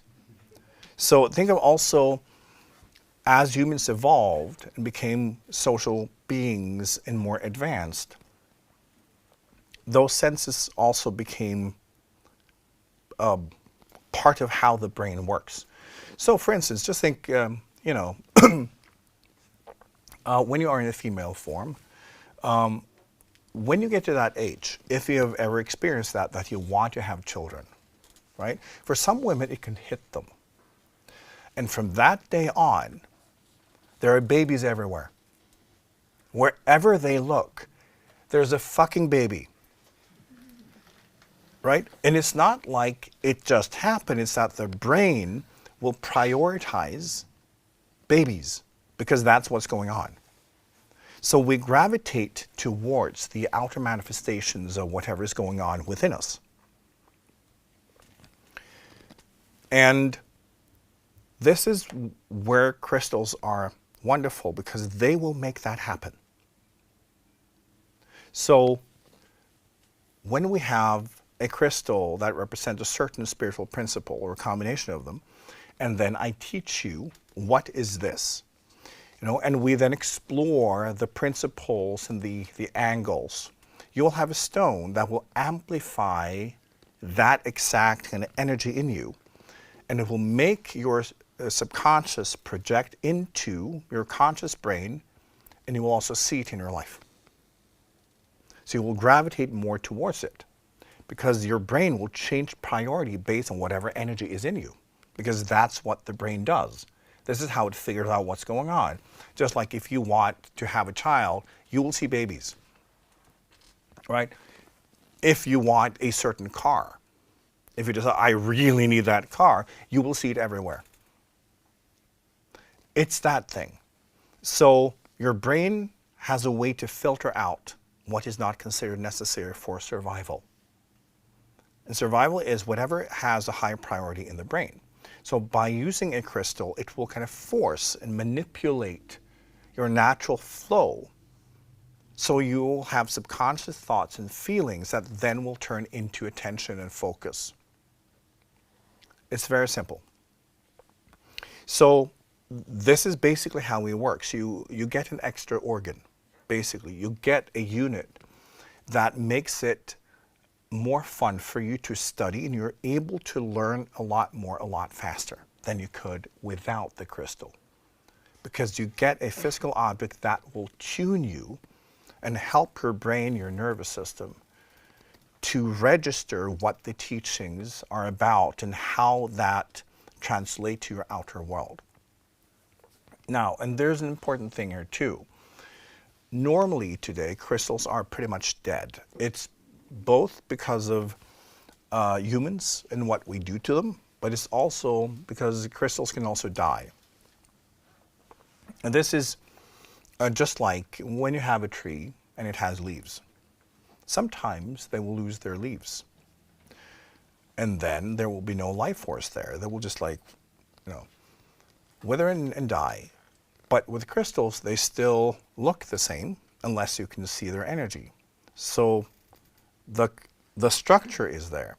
But then all you get now is when your energy is being mirrored through it. It's not able to channel anymore. And most crystals today, they're like that. They can't really channel. They have to be part of the tree. They have to be connected. And I've mentioned this example, for instance, one is seen with corals, which are kind of in between, a kind of stone-like life form and a plant. One has seen that if you take a coral that belongs to a group and you kind of break it off and take it across the world, it will behave as if it's still there. Everything that goes on there will be going on with that coral. So they will spawn at the same moment. Right? How is that possible? Because you go, well, if it's in the environment, well, when you move a coral, from one side of the world to the opposite side, the environment is very different. Timing is very different. Temperature is different. Everything that should trigger certain processes, completely different. And yet, they all behave as if they're standing next to each other. Crystals are even more like that. So even when you have a physical crystal, it will be connected to a greater one. And of course, we only work with crystals, number one, that are alive. Because otherwise they cannot really channel and be of help to you. And number two, they are aligned. Now, the aligning process means that every single crystal will be chosen for you. And it's a process where the guardian basically instructs which stone is going to which person. And when that is done, then we align it. Basically meaning that what you vibrate as a life form will be connected to the stone. So it becomes an organ. And for those students who are a little bit more sensitive, some of them actually pick up on the aligning process because they can feel it when it's happening. Because they get an organ, it's starting to pulsate through them and they can feel it. Because it is real and it affects how your energy flows. It becomes a part of you, and that stone will then forever be connected to you. So that amplifies the process because due to the confusion and disconnection, all that humans are experiencing today, it can be difficult for you to take initiative, right? So if it was up to you, very little would happen. Let's be realistic. So for this to work, we need to have a crystal that will do the work for you. You know? You could say, well, that's sad, but it's where we are. So, and this is also why this education program works. It's not the only reason, but it's such a strong amplifier. So once you get kind of your crystal, it will work only on you. It will work on other people too, but not in the same way. And it will then also be a lot stronger because it will communicate with your energy. And many people in this program, they experience that people around them are starting to feel it because everything gets amplified. But you will then be tuned into the teaching. So when you study, because you come here twice a month, and in between, you study and you play and you explore. But it has such a tremendous effect on how much you're able to do, how much you're able to learn and transform. And, you know, this is all about you having experiences that will transform you. So you have insights on your own. It's one thing for me to tell you that this is the mechanism. It's a whole different thing when you experience that mechanism in your life in a way that you can observe and say, oh, right, that's what's going on, right? Then you get it. And this is the point. It's for you to move past belief, having to rely on, and especially, you know, I talk about this a lot, never trust me because there's no reason to. I will give you whatever you need to get results. And when you learn to use the tools and learn to use what I give you, you will get measurable results. They will be, you know, irreversible, and you can see them and other people can see them too. And that's the point. You don't have to submit. You don't have to trust me. You have to not even trust yourself. Just, you know, do your job. And kind of, the more you learn about the universe, the more logical everything becomes. Because you begin to piece together, begin to see it. And that's also part of when you study with me for decades, you will begin to see this enormous tapestry. And anyone who's been around me for decades, they can testify to this. It's like this jigsaw puzzle that consists of trillions of different pieces. Everything fits together. And you just build and build and build and build and build. And, you know, if you've been building some pieces over here and some pieces over there, at some point they will connect and you will see it. And you get an even bigger understanding of the universe. It never stops. But you need to be curious. You need to actually want this. If you just want to feel better about yourself, I'm not going to make you feel better about yourself. That might be a side effect, but it's not the purpose. The purpose is truth. The purpose is for you to wake up and to unfold and be who you truly are and relate to reality for what it actually is. So there's a lot of peeling and polishing and yelling and screaming until you get there. But it's also fun. It's back to the gym. If you want to get into better shape, you enjoy that pain too. So you will enjoy meeting your own resistance, and you will not be ashamed of it. You will not feel like, oh, I'm doing everything wrong.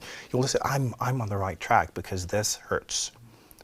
This is, I fall flat on my face. I'm obviously doing something right, right? Because it's your dialogue with life, and you learn to grow out of that religious story that we're supposed to be perfect, right? Grow out of that story of that ideal way, what it means to be spiritually awake.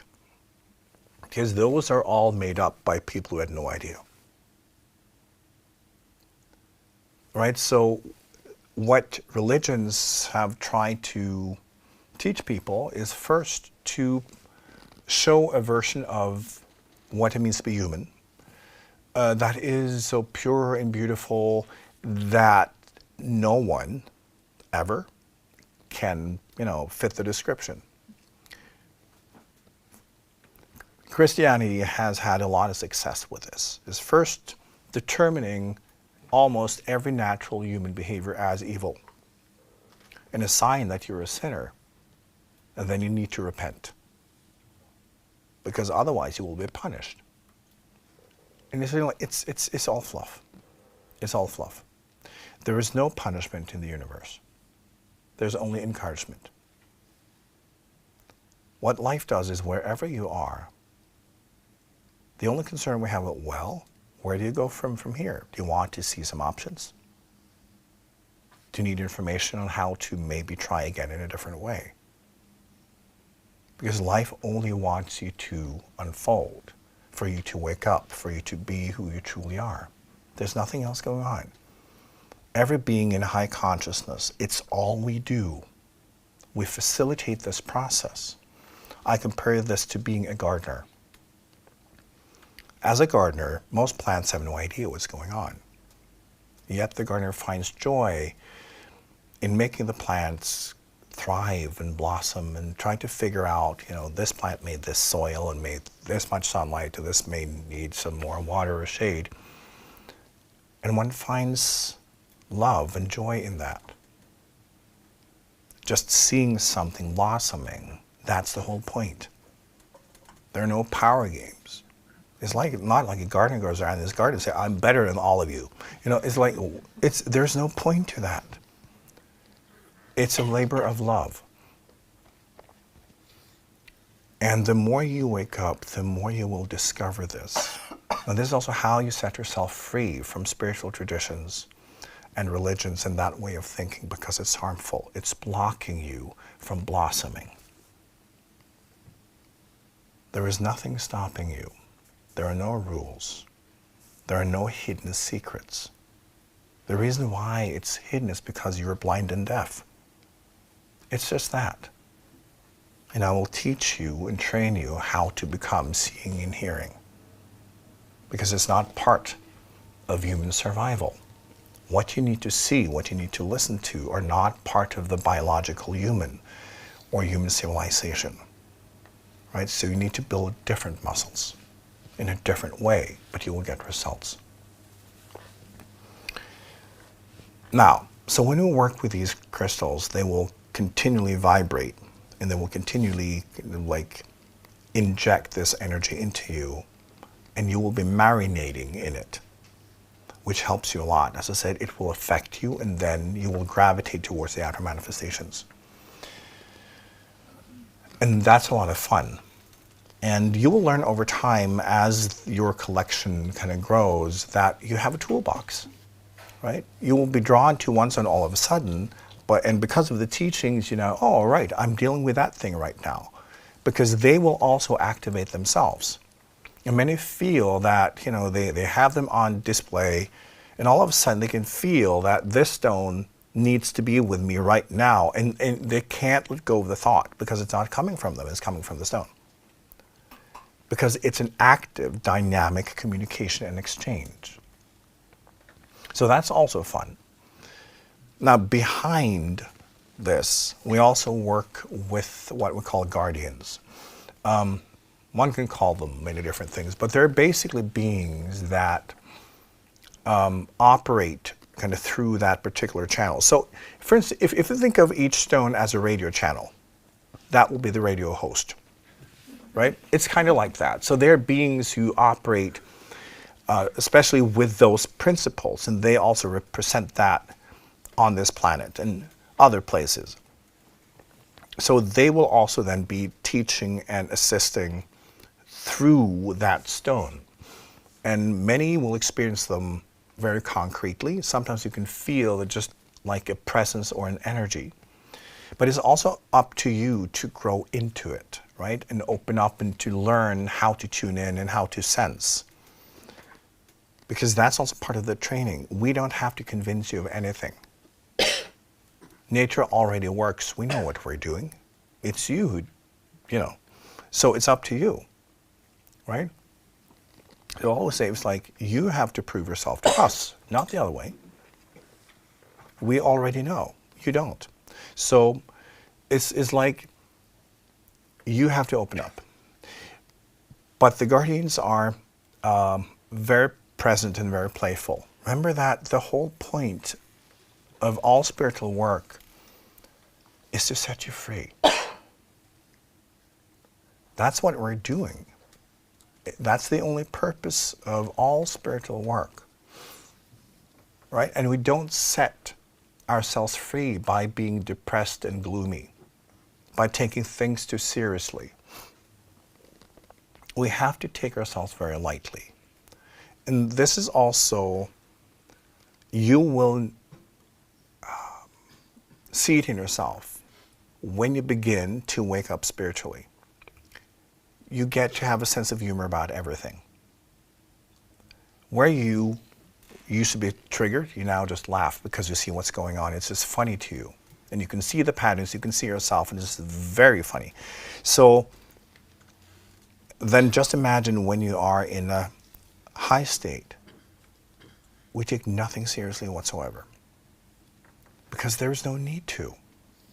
Freedom means just like, doing whatever and being whatever. And being in a state of absolute love, absolute acceptance, absolute freedom. And that's what we're doing here. So you gradually grow out of your depression, of your self-negativity, of your self-judgment, all of that, which now is like staple parts of the human condition, into one of joy, curiosity, and love, and sharing, and opportunity and possibility and celebration, all of that, because that is closer to its natural state. So you will notice these changes in yourself. And we've seen many examples of people going from, being chronically suicidal to being not only functional, but really having matured past that. We heal when we understand more, right? When we figure out what we did that did not work. Because again, trying to grow vegetables in the winter will make you depressed if you do it again and again, and you don't understand what you're doing wrong, right? So we need to both see that and then be able to place yourself correctly. You will learn how to do this. And I also emphasize success, that in life, you should have success. Success can be many different things. For some people, it's money, it's business, it can be family, it can be feeling good about yourself if that's your ambition.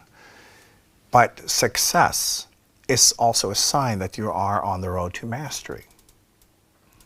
And it's the opposite of dissociation and disconnection, right? Back to many people in modern spirituality, they're not successful. And they want to make their lack of success into something spiritual and say, well, it's because I'm too advanced. The world is not ready for me. How many times I've heard this?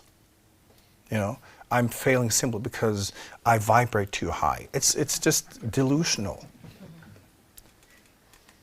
If you are expanded for real, you understand how things work. You understand the seasons. You know exactly how to plant. You know exactly how to get the maximum crop.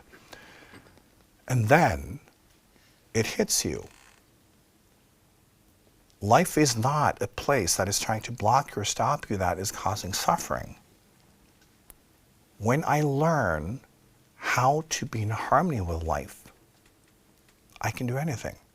And then life becomes an arena where I can test out, did I understand it correctly? So then you plant and you see, oh, did I actually understand this plant? Can I improve the crop next time? Can I find even better ways to do this? That is success. But in modern spirituality, one has made this illusion where poverty is spiritual. And you see it also in human history. This was one of the things that the Catholic Church, of course, wanted to make people believe, so they could steal all their money, right? The Catholic Church is richer than everything put together. And they wanted people to think that being poor is a good thing. God is just testing you. It's that.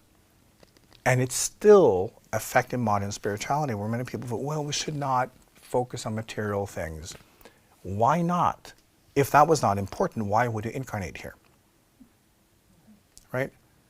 They are your tools. It's where you get to test your interactions between yourself and life and figure out, am I on point? As I say, you don't become a better driver by not driving. You have to drive and then learn from it. Mastery is that you're able to do something very, very well. It takes practice and repetition and improvement every time. Again, back to the Japanese version. You know, I find it fascinating when you see artists. There are several artists that work with very kind of simplistic shapes. There's even a Norwegian artist. All he does is like one line. It's all he does. Canvas, one line. And yet it can be mesmerizing. Is there anyone can do that? No. This is the difference. When you reach mastery, you only need that one line, right? And again, the Japanese method is that. You've peeled away so that that one thing is so pure, and it takes so much that you can't fake it. And you need to be on that level to be able to recognize it, right? It's just like if you go to the best restaurants in the world, it's art. If you're used to going to McDonald's, keep going there because it's a waste of your money. You will not be able to understand the experience. Because on that top level today, all your senses are stimulated. You're supposed to notice what's happening in your brain, not what it tastes like. How does this change the space in your brain? How does it change how you relate to the world and yourself and your feelings through texture and smell and taste and all of that? If you're hungry, eat a hot dog, you know? It's the same thing. So spiritual work is work. And it's not that simplistic amateur thing, because when someone observes a work of art from, you know, that masterful painter with one line, they say, well, anyone can do that, because that's the consciousness they're in. And you have to go through everything before you are able to see what you see. This is also how the world will gradually become visible to you, because you can't see it now. Because you see it through your physical senses. You're seeing it based on the narrative of the human culture. Right? Gradually, you will pull yourself apart and rebuild yourself so you are a different type of human. And you will sense more. And you will see the mechanisms behind. And it's fun. Right? And then you get that, this will never stop. I can just go on forever. And there will be more and more interesting things. And sometimes I have students coming to me and they're so enthusiastic because they have discovered something new. And it's just wonderful. And they just go all in because they want to study this. And they've found, you know, some principle or something that they can see in the universe, and they just like want to study this from all directions. And that's how it is. We need to be curious. So also, I talk a lot about religious karma because people have so much of it. But often what also people experience as Holy Spirit or whatever, often when people submit, when they go into power games, and when they want to do things right,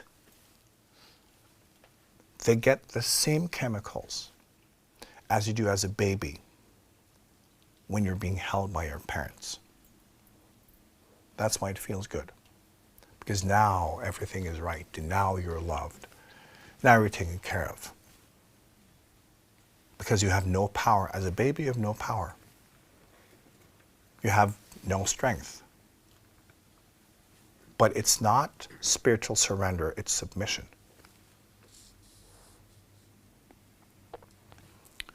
And I don't accept that from any of you. I build you to be strong and independent, so you may walk with your eyes open. And you need to also purify what you understand as love, because it's very different from what you think it is. Biological love is something else. It's valuable, but we're aiming higher. And you will also begin to experience it. Working with crystals and the guardians are absolutely amazing. Even, when we revisit a spiritual principle that we've studied before, it will be a completely new angle. And it's fun. And sometimes, when I communicate with them, they will use specific words or specific imagery that is so fun, because new angle, new way of studying, new way of kind of activating ourselves. And it's just so much fun to not having to read one kind of truth and then submit to it. Where you get all sorts of angles on everything, and then it's up to you to explore and kind of build up your own understanding. Because as you go, even though you begin with your own understanding, you build and build and build and build and build. And at the same time, it will be the same painting as everybody else, but still unique. So it goes from being what you understand into something that is universal. That process is something also that takes time. And what we focus on in these teachings, and kind of the goal and what we're looking for is, at least in our incarnated form, is a concept that's called Theosis. It's a Greek concept. And Theosis means basically the combination, the meeting point between the horizontal and the vertical. Theosis means being made God. And it is the transformation of the human into full awareness. So spirituality is not somewhere else. It's not somewhere where you flee, right? You meditate your way out of here. You meditate your way in. So you become aware that this is God. It's just that I'm blind, and that I can do something about. And then you work on that. And gradually, even you as a human begin to transform. Your cells can begin to transform. To oversimplify, it becomes less matter and more light. So your body and your brain and your mind and emotions become this cross-section of your vertical consciousness and your horizontal one. And you're in both of them together seamlessly. So then you are human, but a divine version of it. And then you say, oh, well, this is not limiting me at all, because I don't have to behave based on my reactions. I can be in the world based on the divine flow. You learn to be an incarnated spiritual being. And this is the starting point. This is the true starting point of spiritual awakening. You need to be able to do that first. So this is kind of the first stepping stone, and the first goal is for all of you to be able to do that and be in that state permanently. That will take a lot of work, and for many of you, you will not achieve this in this lifetime. That's fine, but it's a goal, because it means that you're able to balance what we can call the spiritual reality and the human reality into the same. So this is an absolute goal.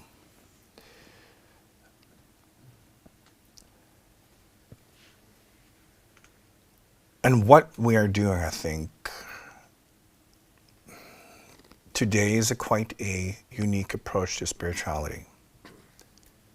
Because I will set you free from dogma, religion, traditions, all of that. and move you into the here and now and equip you in such a way that you can explore on your own, but also be able to understand what it is you are experiencing. Because you need to be able to make assessments of your own explorations. Otherwise, you will come running to me all the time and ask me, what did I experience? People do that too, until they feel more skilled at this. But it's for you to become complete and independent. To be strong in you, not in the self, but in who you are spiritually. And then do your work. Not just as a human, but as a spiritual being. This planet needs a lot of lifting. And modern spirituality is fluff. It's more a problem than a solution. Because I call modern spirituality organized narcissism. Because in many ways it is. It's so focused on the self, one's emotions, and how spiritual we are, and everybody wants to be special. It's not about that. Being in spiritual service is like being a gardener in the forest. No one will ever see you. Nobody knows you're there, and nobody will ever care. And yet you do it. Because you experience the love. You experience the connection with nature. And that's why you do it.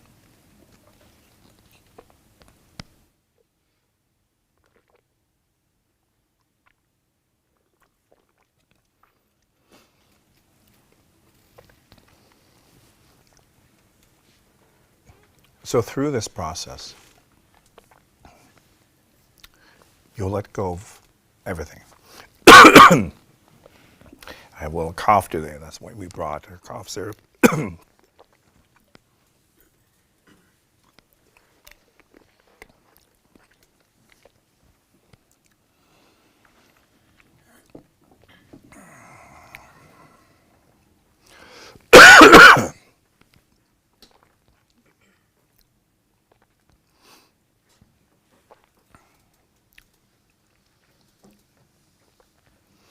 There we go.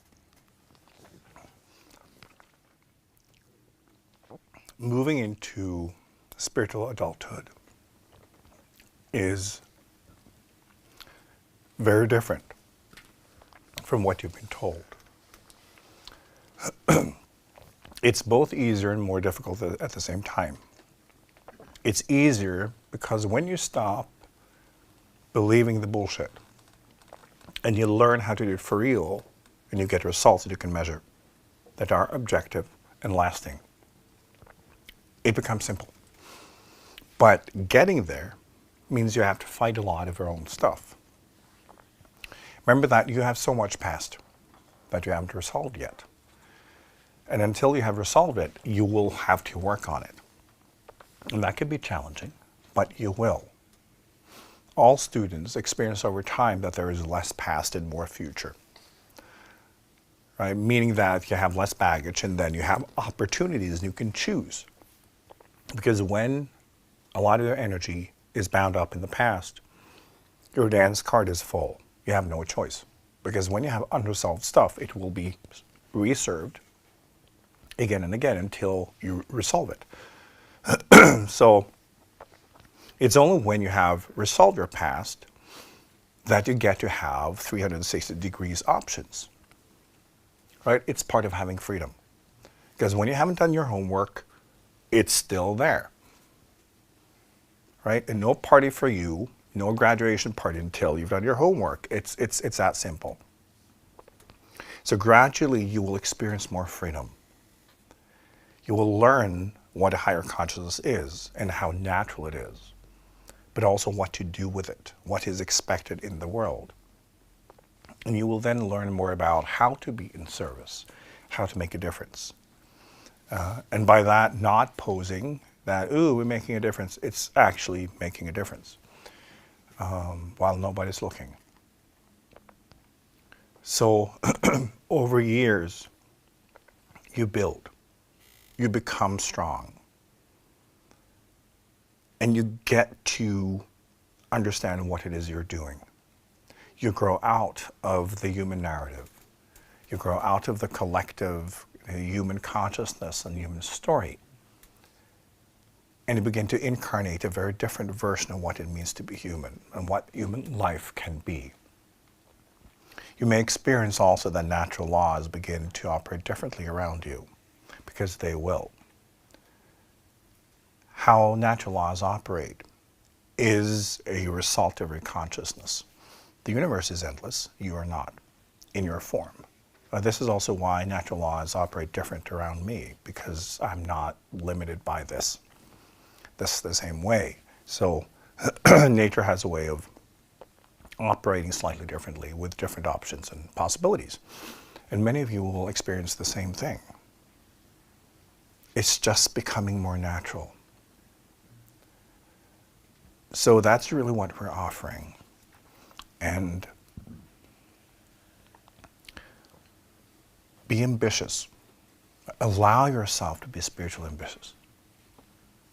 This is the opposite of submitting. Right? Understand that you have the right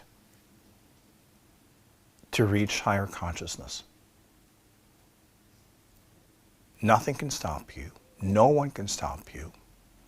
There are no secret clubs. It's just evolution.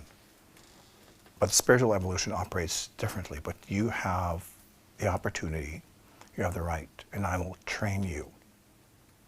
It's more a matter of how much you can take. And that's for you to decide.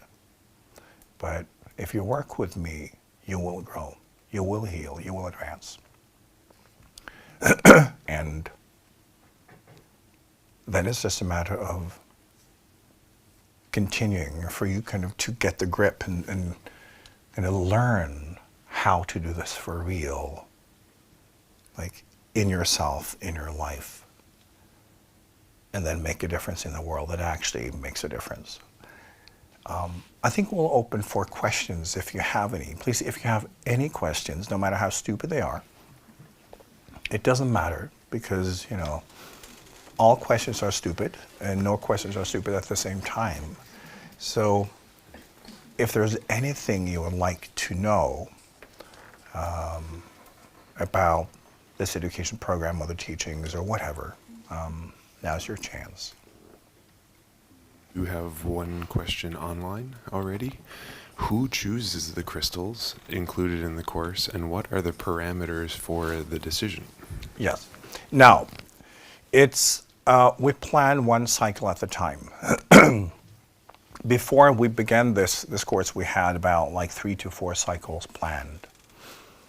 And we build them up in a spiral movement. So we kind of keep building, you know, this way. Because I'm also gradually unlocking the teachings, meaning that they become more and more advanced for each cycle. Because that's the point, right? As students grow, they can take more, and then we give them more. So we're kind of like following this kind of stairway thing. So it's basically us together. And then when we have looked at, you know, which stones should be included, then it's a matter of also sequencing them in a way that promotes that movement. So it's very simple. And it's, again, before we started this, I planned this for more than 15 years. So it's been a lot of kind of prep work, because it's also for humans to learn to work with crystals in a different way. So this is not your average crystal course. This is very different. And the teachings are then also coming from the guardians. So it's for humans to learn more, how can we actively work with them in the way that is not just exploiting them. When you look at how most people work with crystals, oh, how can I heal my feelings? It's that. It's abusive. It's not what they're for. And humans show very little respect to any other life forms, including crystals. We need to learn how to work with them. It's a collaboration, because all collaboration should be about how can we promote as much growth and healing and love as possible. So that's the point. It's to cultivate that in all of you. And that's why they are doing it too, because it's a way to assist and lift the planet and to educate you so you may be of greater service. So this is how it's done. Anybody question over here? Yes, hi, I'm Kirsten. This is my first time listening in here today. I have two questions. The first one is also about the crystals. You said that crystals have life and some die, their natural course. So how do you know that you're choosing one that's got life for you, and it's not going to die on you? It's not going to die through its evolution with you. Right. Just like a dog. I'm not going to choose a dog that's 15 if I want to grow old with it. Well, you can also you don't want to choose a dog that has died. And the question is, can you see the difference between a dead dog and a live one? Yeah. Okay, so can I, and I can also see that in stones. To me, it's like everyone can see that. Like, the point is, it doesn't take much expansion of consciousness before you're able to see these things. It's more like, why can't humans see it? Because in a way they can, but their brains are filtering it out. Remember that their brain is only concerned about what is needed for survival. The rest is filtered out. It doesn't mean that it's not there. So when you begin to expand, many of you will be able to not only sense energies, you will be able to see them or connect with them in different ways. But my senses work very differently. So for me, it's just like the difference between a dead dog and a live one. It's not something I need to sit down and contemplate. Okay, thank you. That helps a lot. Second question was about the teachings. How will they be conducted? How often, and in group forms or online sessions? Yes. How we do it is kind of like this. Twice a week. Not twice a week. It should have been twice a week, mind you. But it's twice a month, and it's here. It's also online.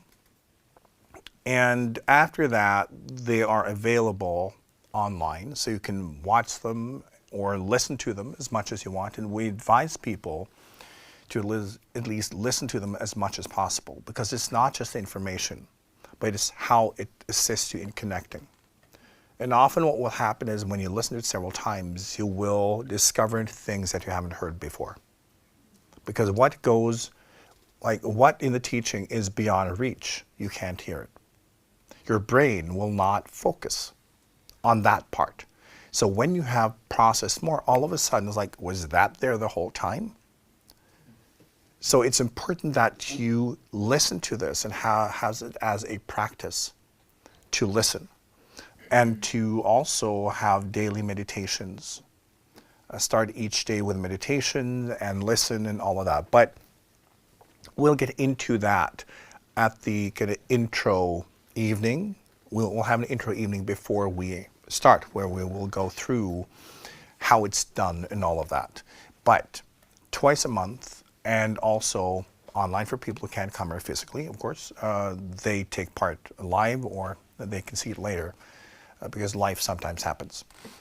So that's fine, but we try to make everything as conveniently available for you as possible.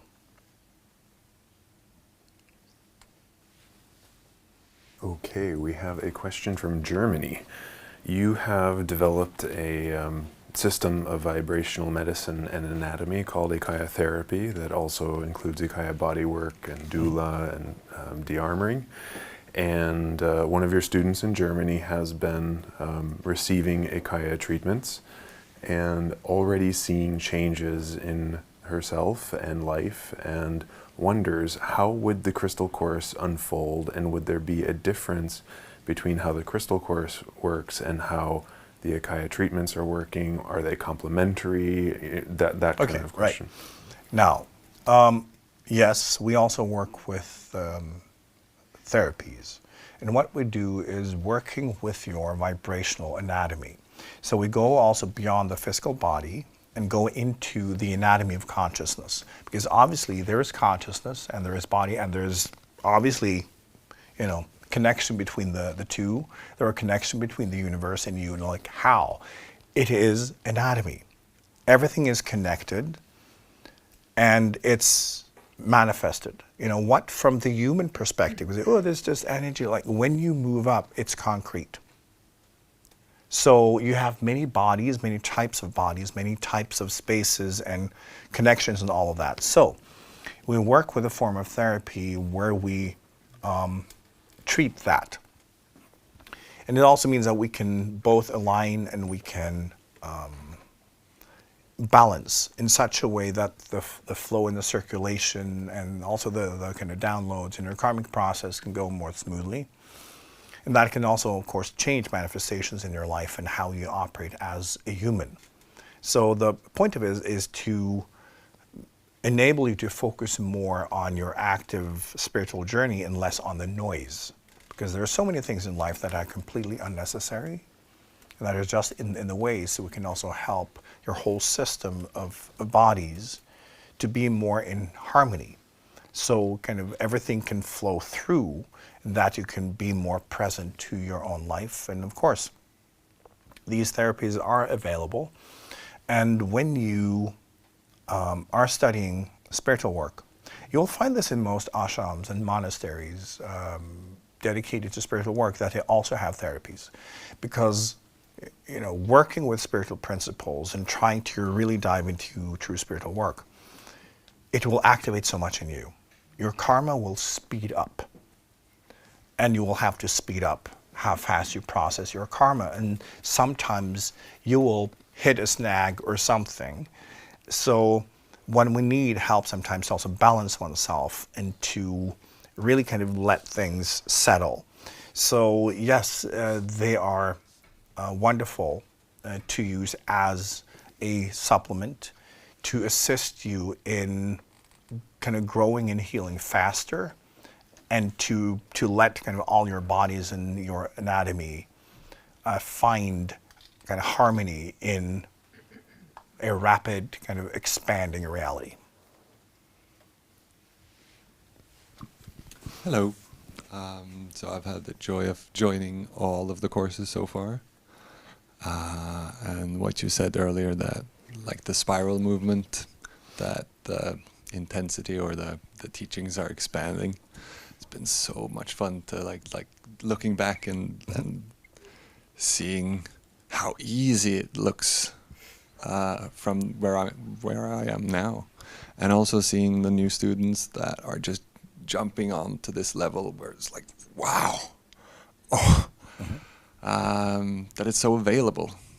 It's kind of a bridge has been built. And now I was curious if you would like to share, is it available like the theme for the next season? No, I will not. Well, what I can say is that it will be more about the planet, more about, we're talking about rapid expansion, how to kind of speed up, how to get things done, how to let go of things faster, because this planet is so full of opportunity, right? And people are so scared and confused, and that will get a lot worse. But it means that when you wake up, you only see the opportunities and possibilities, and will be a lot more fun. So it is needed to get better at processing one's karma more quickly, so one can focus on the fun stuff. So there will be an emphasis on those types of processes. In a way, getting to the result faster. Yeah. Okay, from America, we have several questions. We'll start with one connected to the spiral. Why do we have two different courses in mantra and crystals, and how are the objectives of these two courses different from each other? Right. Now, yes, we could have had one course, but it would be overwhelming for most. Mantras are, vibrational tools that you use in meditation and all of that. So it addresses more directly how you vibrate. You as an instrument, your process in growing into a consciousness of a spiritual student. while in the Crystal Course, you learn more about spiritual principles. In the end, they work together and they're synchronized so that the mantra you get will be synchronized with the crystal and vice versa. So they kind of like, they amplify each other. But it's still, if we are to explain the difference, is that the first one is more, the mantra course will be more about how you vibrate and your own way of reaching realizations and insights, while the Crystal Course will be more about the principles that you study. So it's mainly that, but they overlap, of course, for the purpose of building an even kind of wider kind of tapestry. So one, in a way, needs both. Because in spiritual traditions, you often have the relationship between the mantra and the yantra.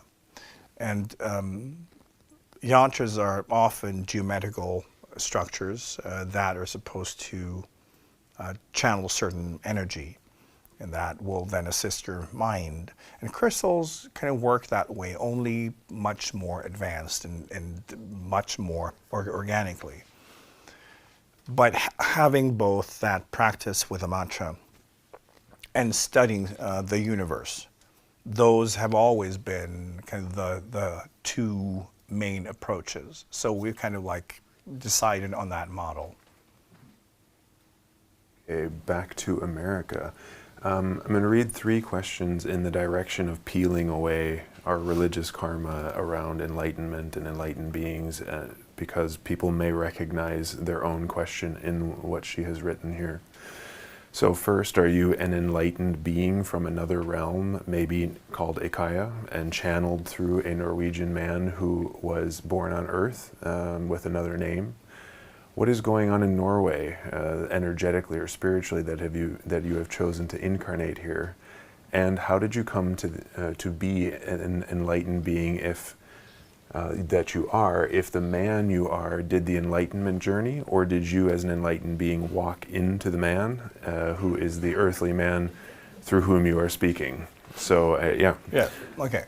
Most of the questions, I understand them, but they are irrelevant, because they make the focus on this form. What you need to understand is that the person does not exist. So when you understand that the person does not exist, most of your questions evaporates. Now, understand that we are all spiritual beings.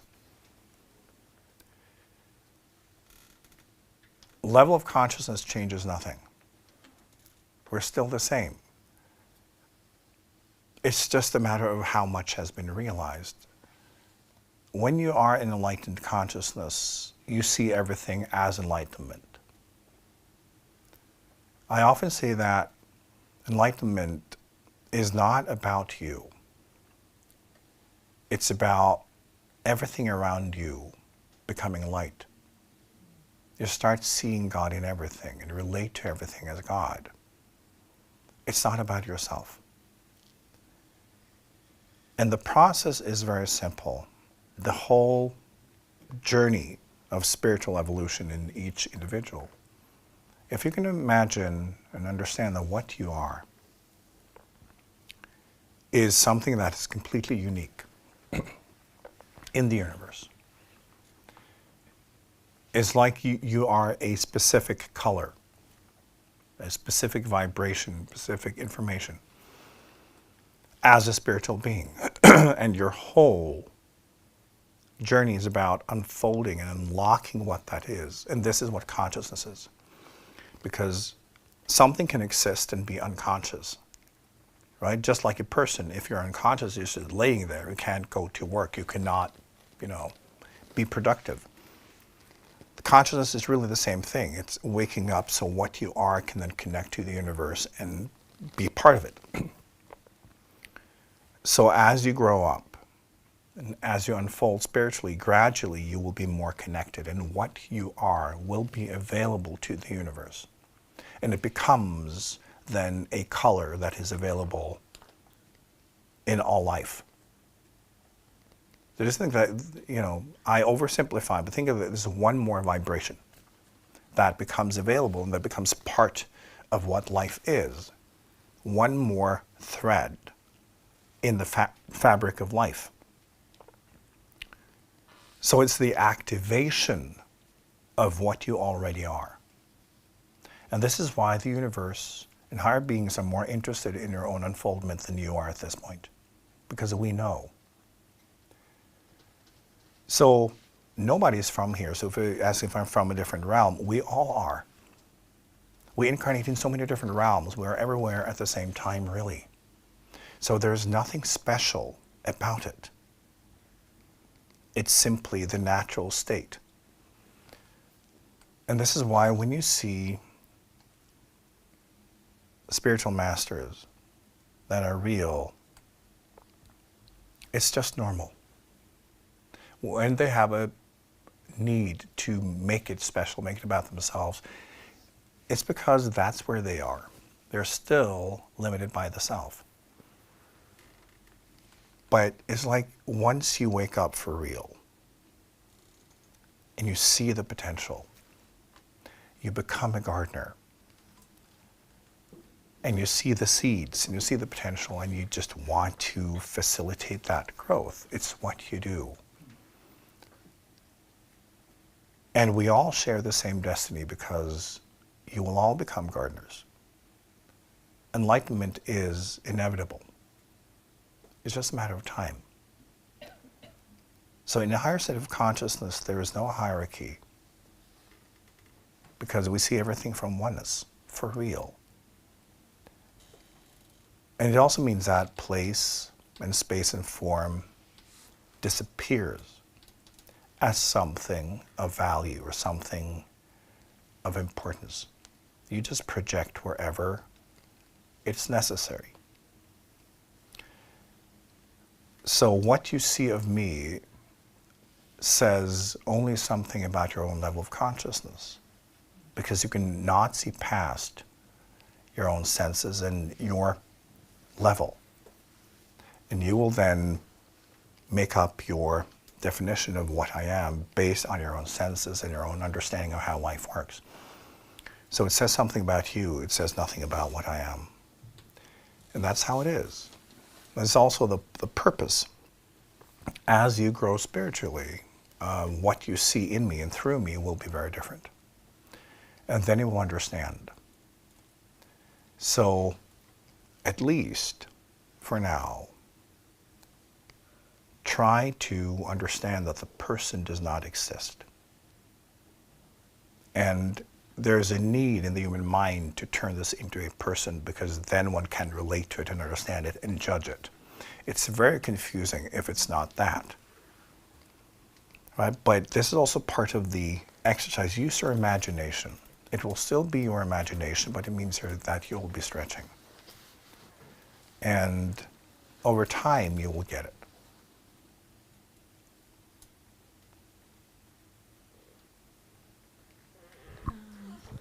I was wondering, in the beginning you were talking about peeling off belief systems, and in the process of sort of getting closer to truth, so it's both a peeling and building process.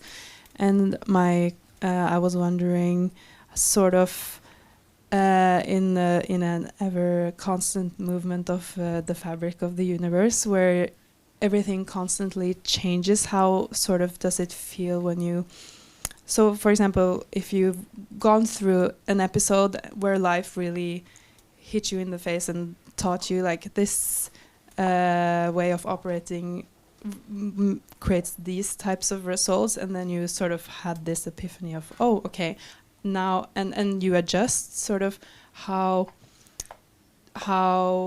will you sort of, I guess, not necessarily know, but know that you adjusted okay. correctly, or how does it feel to get closer to truth compared to just getting a new belief system? Yes.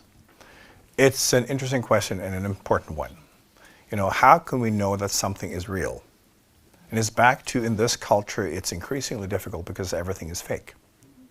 And we're accepting fake as reality, right? So it is very difficult. And again, you can't feel what truth is. You can feel what resonates with your opinions, right? So you can't. You can only see the path in retrospect. You can see where you have walked. You cannot see the path not yet walked because it hasn't manifested. So the short answer is you can't know. When it comes to individual pieces, it's like when you expand and you begin to assemble it, and you have so many experiences and explorations, and you be, oh, that connects there, that's how it works. And gradually you begin to see greater patterns.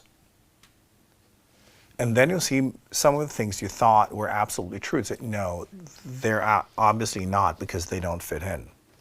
You begin to relate to mechanisms kind of beyond your own experiences, right? Because when you experience something, they will also contain information about the laws of nature involved, right? Because an experience is a product of you meeting nature. And nature is basically a rendering of laws of nature. And that rendering will be defined by your own level of resistance. So that will be what's going on. So the more you study, you will begin to notice the laws behind the manifestations. And you will begin to notice those. So then you're not limited by your own experience anymore. Because you use them as stepping stones, you use them as kind of angles to see something greater, and you begin to kind of to build that map. And then over time, that map will be a piece of an even greater map. And it just continues and continues and continues until you've covered it all.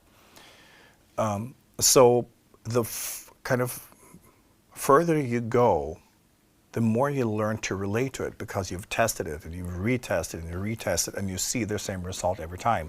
And you begin to see how nature operates. And then you kind of learn. It's like back to trying to grow vegetables during the winter. Once you've learned that, okay, well, I did well in spring. Okay, let's try that again. And you do it again, and you do it. You begin to realize, oh, spring comes every year. And when I get these results every time. It's not a belief system. It's because you've tested it out repeatedly, and it gives you the same result every time. Even if the universe moves, even though it will always be a different season. Spring is never exactly the same, but you can still relate to it. Although you don't have to understand every part of it, you can still relate to it in a productive way, and that's kind of how it works.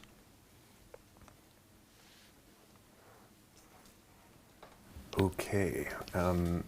Elsa is one of our IKYA therapists and a student of IKYA Crystal. She just wanted to share an observation that she's had, that especially in this most recent collection and moving forward, she's seeing that more leaders have both joined the study and have grown into leadership in the study and are growing more into their strength both in their professional and personal life. The strength is really of holding space and staying in center in their roles as leaders, carrying the weight or feeling the pull of leadership. More people like our world is more and more out of balance, but she's seeing that people in this course are able to hold that space and lead in an ethical way when all the mirroring around us is often about greed and exploitation. Because they are studying with you, they're also developing the muscles to make a difference in the world for real. And so her question is, how will this course assist those leaders and others who may join or who may grow into leadership to really develop that strength and to keep that their purpose sort of alive and burning as they move forward? I think that's a great question. Now, yes, it is true that we are attracting more leaders and people who also want to take more leadership. And it's because, you know, when we grow and when we wake up, we become leaders. We become living, breathing examples. And we often call that becoming a tuning fork. Right? The more aligned we are, the more centered we are, the more we are in harmony with nature, we are beginning to have that effect on life around us. And we begin to grow into gardening. And we begin to lift. We see responsibility and we see what the planet needs, and we begin to do that work more. And often leaders, they had this inside of them always. But I talk to a lot of leaders who experience that they can see that there is something more, like there are a lot of different movements and patterns and mechanisms, and they can see them. Because they use them, but they don't understand them. So in this work, one gets to understand more of like, how do things work for real? Anything from, you know, how the human works, both biologically, psychologically, spiritually, how life works, and how one can truly create with it and have fun. Again, this is not a teaching for those who want to sit in the corner and whine. It's for those who want to make the most out of their lifetime, who want also to be part of changing life around them for the better, and also change the world and uplift and take more responsibility. Right? Responsibility is not taking the blame. Responsibility is taking the lead, inspiring others to become their best version of themselves, to help others unfold what is in them. Right? And that is also the purpose of this work. It's to bring as many as possible to a level where they can have a real impact, and to be part of transforming this planet. And that takes leadership. But what we've seen also in this work, which has been really fun, there have been a lot of people who've come to me who've been very introvert and afraid of everything and just want to live under a blanket, who've now become leaders, where they have like strength, where they have an energy, where they command the spaces they walk into, because they understand that this, not only that it's needed, but when we acknowledge ourselves as spiritual beings and when we get to understand what that is, we become natural leaders. We become the tuning forks. We become the ones who take initiative, the one who set course. And we understand the mechanisms and the needs and the processes of not only individuals, but groups. And we want to do some gardening, because gardening is fun. And we get to kind of understand how to do it.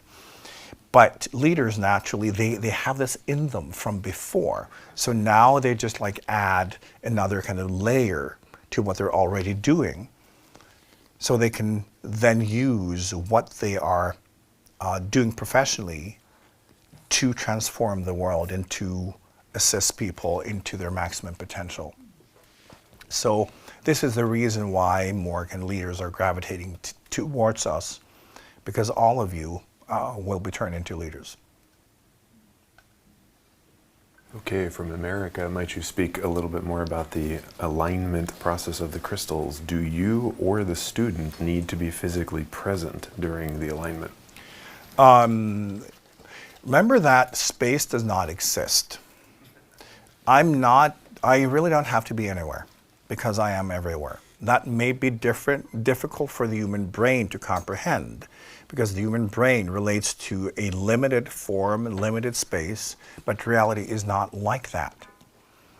So no, I don't have to be present all the time. I like to be present, especially like when we start the process of aligning. It's also dedicating each stone to each person, and then we begin the work of actively connecting them to that person, and actively then connecting them also to the guardian the whole process. So they become activated. And how we do it, I can't really explain it. It will not make any sense. But it's a lot of work. It takes a long time. And it's also for the stone to respond. And just so you also understand that the stones have a tendency to change their appearance. One can see that they respond. And some stones, they really change what they look like. And sometimes even you will experience with some stones if you come to me in a session, in a satsang, and you bring your stones, sometimes that will change physically during the session. Many have experienced this, that you can see that the stone is kind of pulsating and that the patterns may shift, or that, they're living beings. But through this work, it goes a lot faster. And it can be shocking for some people to see that a stone behaves organically. And the typical thing will be, for instance, if you have a stone that is completely clear, right, and you can completely see through, and when you come to satsang with me, by the end of it, it's like milk. It's responding to what's going on. It's responding to your karmic process, and it's then assisting you in draining out as much as possible. So they are living beings. It's just a different life form. But simply because it's inanimate from a human perspective does not mean that they're not kind of dynamic, pulsating beings. Oh, there we are. Yeah, it's not exactly a question, it's a comment, because during this year, because it's almost a year that I've been on the Crystal course, I've gradually moved into this sense of unit with the other members of the course, and it's actually a really supporting unit that you have with you all the time, and it has gradually been a cultivation of a very healthy culture, which is really the opposite of what everything else in the world is today, because everybody in this course is really supporting you to have more success and bring you forward, and not having focus on what limits you. And that is the greatest, I would say, impact that has had, as well as working with the crystals, of course, and everything that happens there. But it's so tangible and real, and you have that support with you everywhere. And especially when you're moving into new spaces, it's really nice to have that backup, and it's there, and everybody's like cheering you on, and it's a beautiful thing, and it's inspired me to be more like that in the world, not only in the course, but otherwise. So that's a really good thing to remember when you join the course. Thank you. It's an important point. We are kind of building a culture for everyone to be kind of nurtured, and their studies to be amplified, and where we can support each other. Because sometimes, working with ourselves can be tough. It can be really rough. We go through different problems and issues, and it's wonderful to have a support system of people who both understand and who can be there for you, and for you to be there for other people. It's also learning how to become a gardener, right? How to understand how to lift and how to nurture, and also let go of this human need to judge, and all of that coming from our own self-judgment and negativity, and basically leaving that behind and learning to love each other for real. Because yes, this world today is often so negative. Just look at social media, it's just hate. Right? Look at media, it's just negativity. And it fills our minds and our hearts. And it is important to also come together and work together and create a space where we actively love each other, where we actively support and nurture, and where we express it, because we need to practice. We're practicing negativity, in the rest of the world. It's very difficult to avoid it, right? But here we can then nurture and foster that behavior and that energy and kind of do it for real. And also learn that, we need to hold space for each other. We need to truly work as a team for everyone to reach their potential. Sometimes people need help, and that's okay, and we all need to be there for each other and support. And to me, it's such an important part of spiritual work. It's that experience of togetherness. And what we're trying to build is a culture where you walk your own path. You stand kind of in your own uniqueness and your own authenticity and authority, but we can still do together, right? It's more challenging but more interesting to recognize each other's individual paths, individual karma, individual talents, instead of what one does in religion is we should all be the same and do the same things. We do the opposite. To see what flower, are you? How can we nurture that? And have the NID yourself. But it's trying to develop our talents and successes in life and be there for each other. And also study life through each other. We can actively learn through other people's experience in life if we are humble enough, right? So we're trying to really to build that. And it's a beautiful thing. And I think, yes, this is a really important part of the studies, and will also make all of you feel not only welcome, but you will be supported and nurtured in a very concrete way. So thank you for bringing that up. I think we've gone, a little bit over time, but if we have any practical information at the end, Andy? Mm-hmm.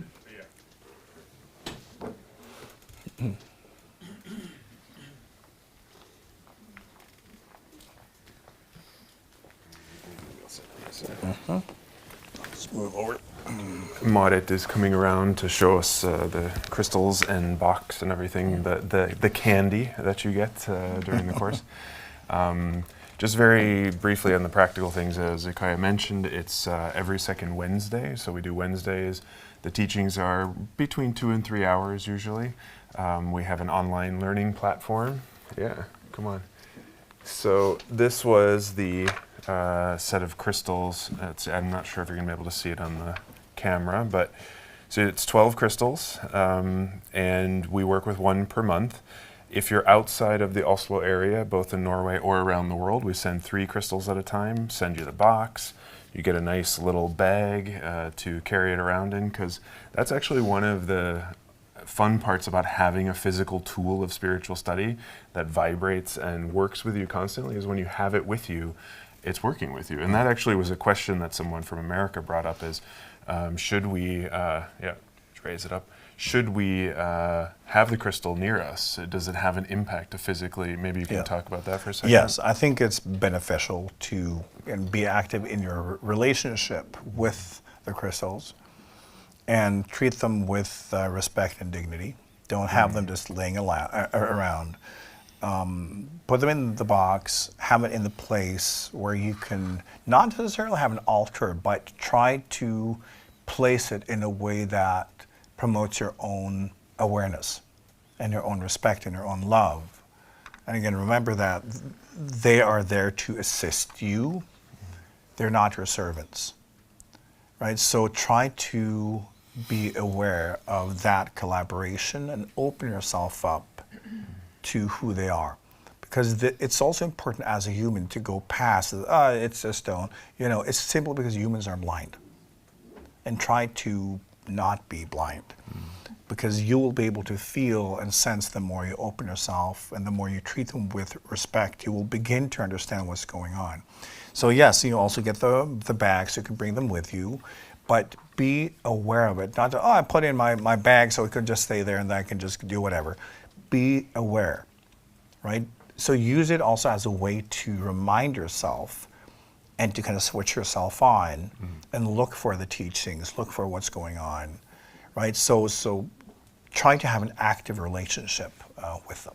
Yeah, I take advantage of it to turn because we have 3 dogs and I walk a lot, and I turn the walks into walking meditation by not just having it in the bag, but then carrying it in my hand and then trying to, review some principles or meditate. Or we'll take your question in just a I had a very special education. Oh yeah, do you want to bring the microphone to Ingrid? When I got Wait 1 second until you have the microphone. Thank you. When I got the first stone, you remember, Andy, yeah. that I lost it. I was like this. And after that, I have made myself this. For those so on video, she wove a bag to have around her neck. The problem is that I have 3 or... Sometimes she's got 3 stones in her brassiere. It make me safe, because I always knows. Yeah. And if I have to put it in a bag or something, so right. I can find it. Yeah. So that's the... But it was very hard. I couldn't find it. I went all over, and it's when I get home after that day, it was laying on the chair that I had left in the morning. So I had my lesson. Yeah, good. So just the last few details. The course starts with the introductory evening that you mentioned on the 14th of August. The first crystal comes on the 28th of August. And before the first crystal arrives, you'll also receive a gift of your Ganapati group. Basically, what other students will you be grouped with to work more closely and to support each other. And we aim as best we can to kind of design those groups, not just for the interactions and dynamics, but also maybe where you are in terms of your location or those kinds of things. And also when it comes to the Ganapati groups, again, these are your study groups. Try to also see how you can contribute, not just what can this do for me. Try to be active in the Ganapati groups, and sometimes you may have perspectives that someone else needs, right? Try to share, try to understand that you have experiences and insights that may be valuable. So try not to be passive and just say, well, this is not doing it for me. Be creative, take part, and see it as a way to both share, not just through words, but share energy, share presence, and share love, and to learn how to also develop your own ability to communicate when it comes to spiritual work, because that in itself can be very difficult. So it's also a group where you can develop those skills. And to me also, the Ganapati group is really a safe space of practice. So we talk about practicing in our lives, but what about practicing leadership or clarity or alignment in our Ganapati group by supporting each other, by communicating clearly, by leading when perhaps maybe the leader's sick that day and you step up and you lead the group that day. So yeah, the Ganapati group has become a really fundamental part of this education. Yeah. One principle that I think I want to leave you with first is simplicity. Everything you need to know is at IKYA.org. So whatever question you have, start there, and then of course the extension of that is info@IKYA.org, the email to me, but start at IKYA.org because most of what you wonder about is there. But the second is, and this is really key, when you leave tonight, if you have any level of certainty that this course is for you, sign up.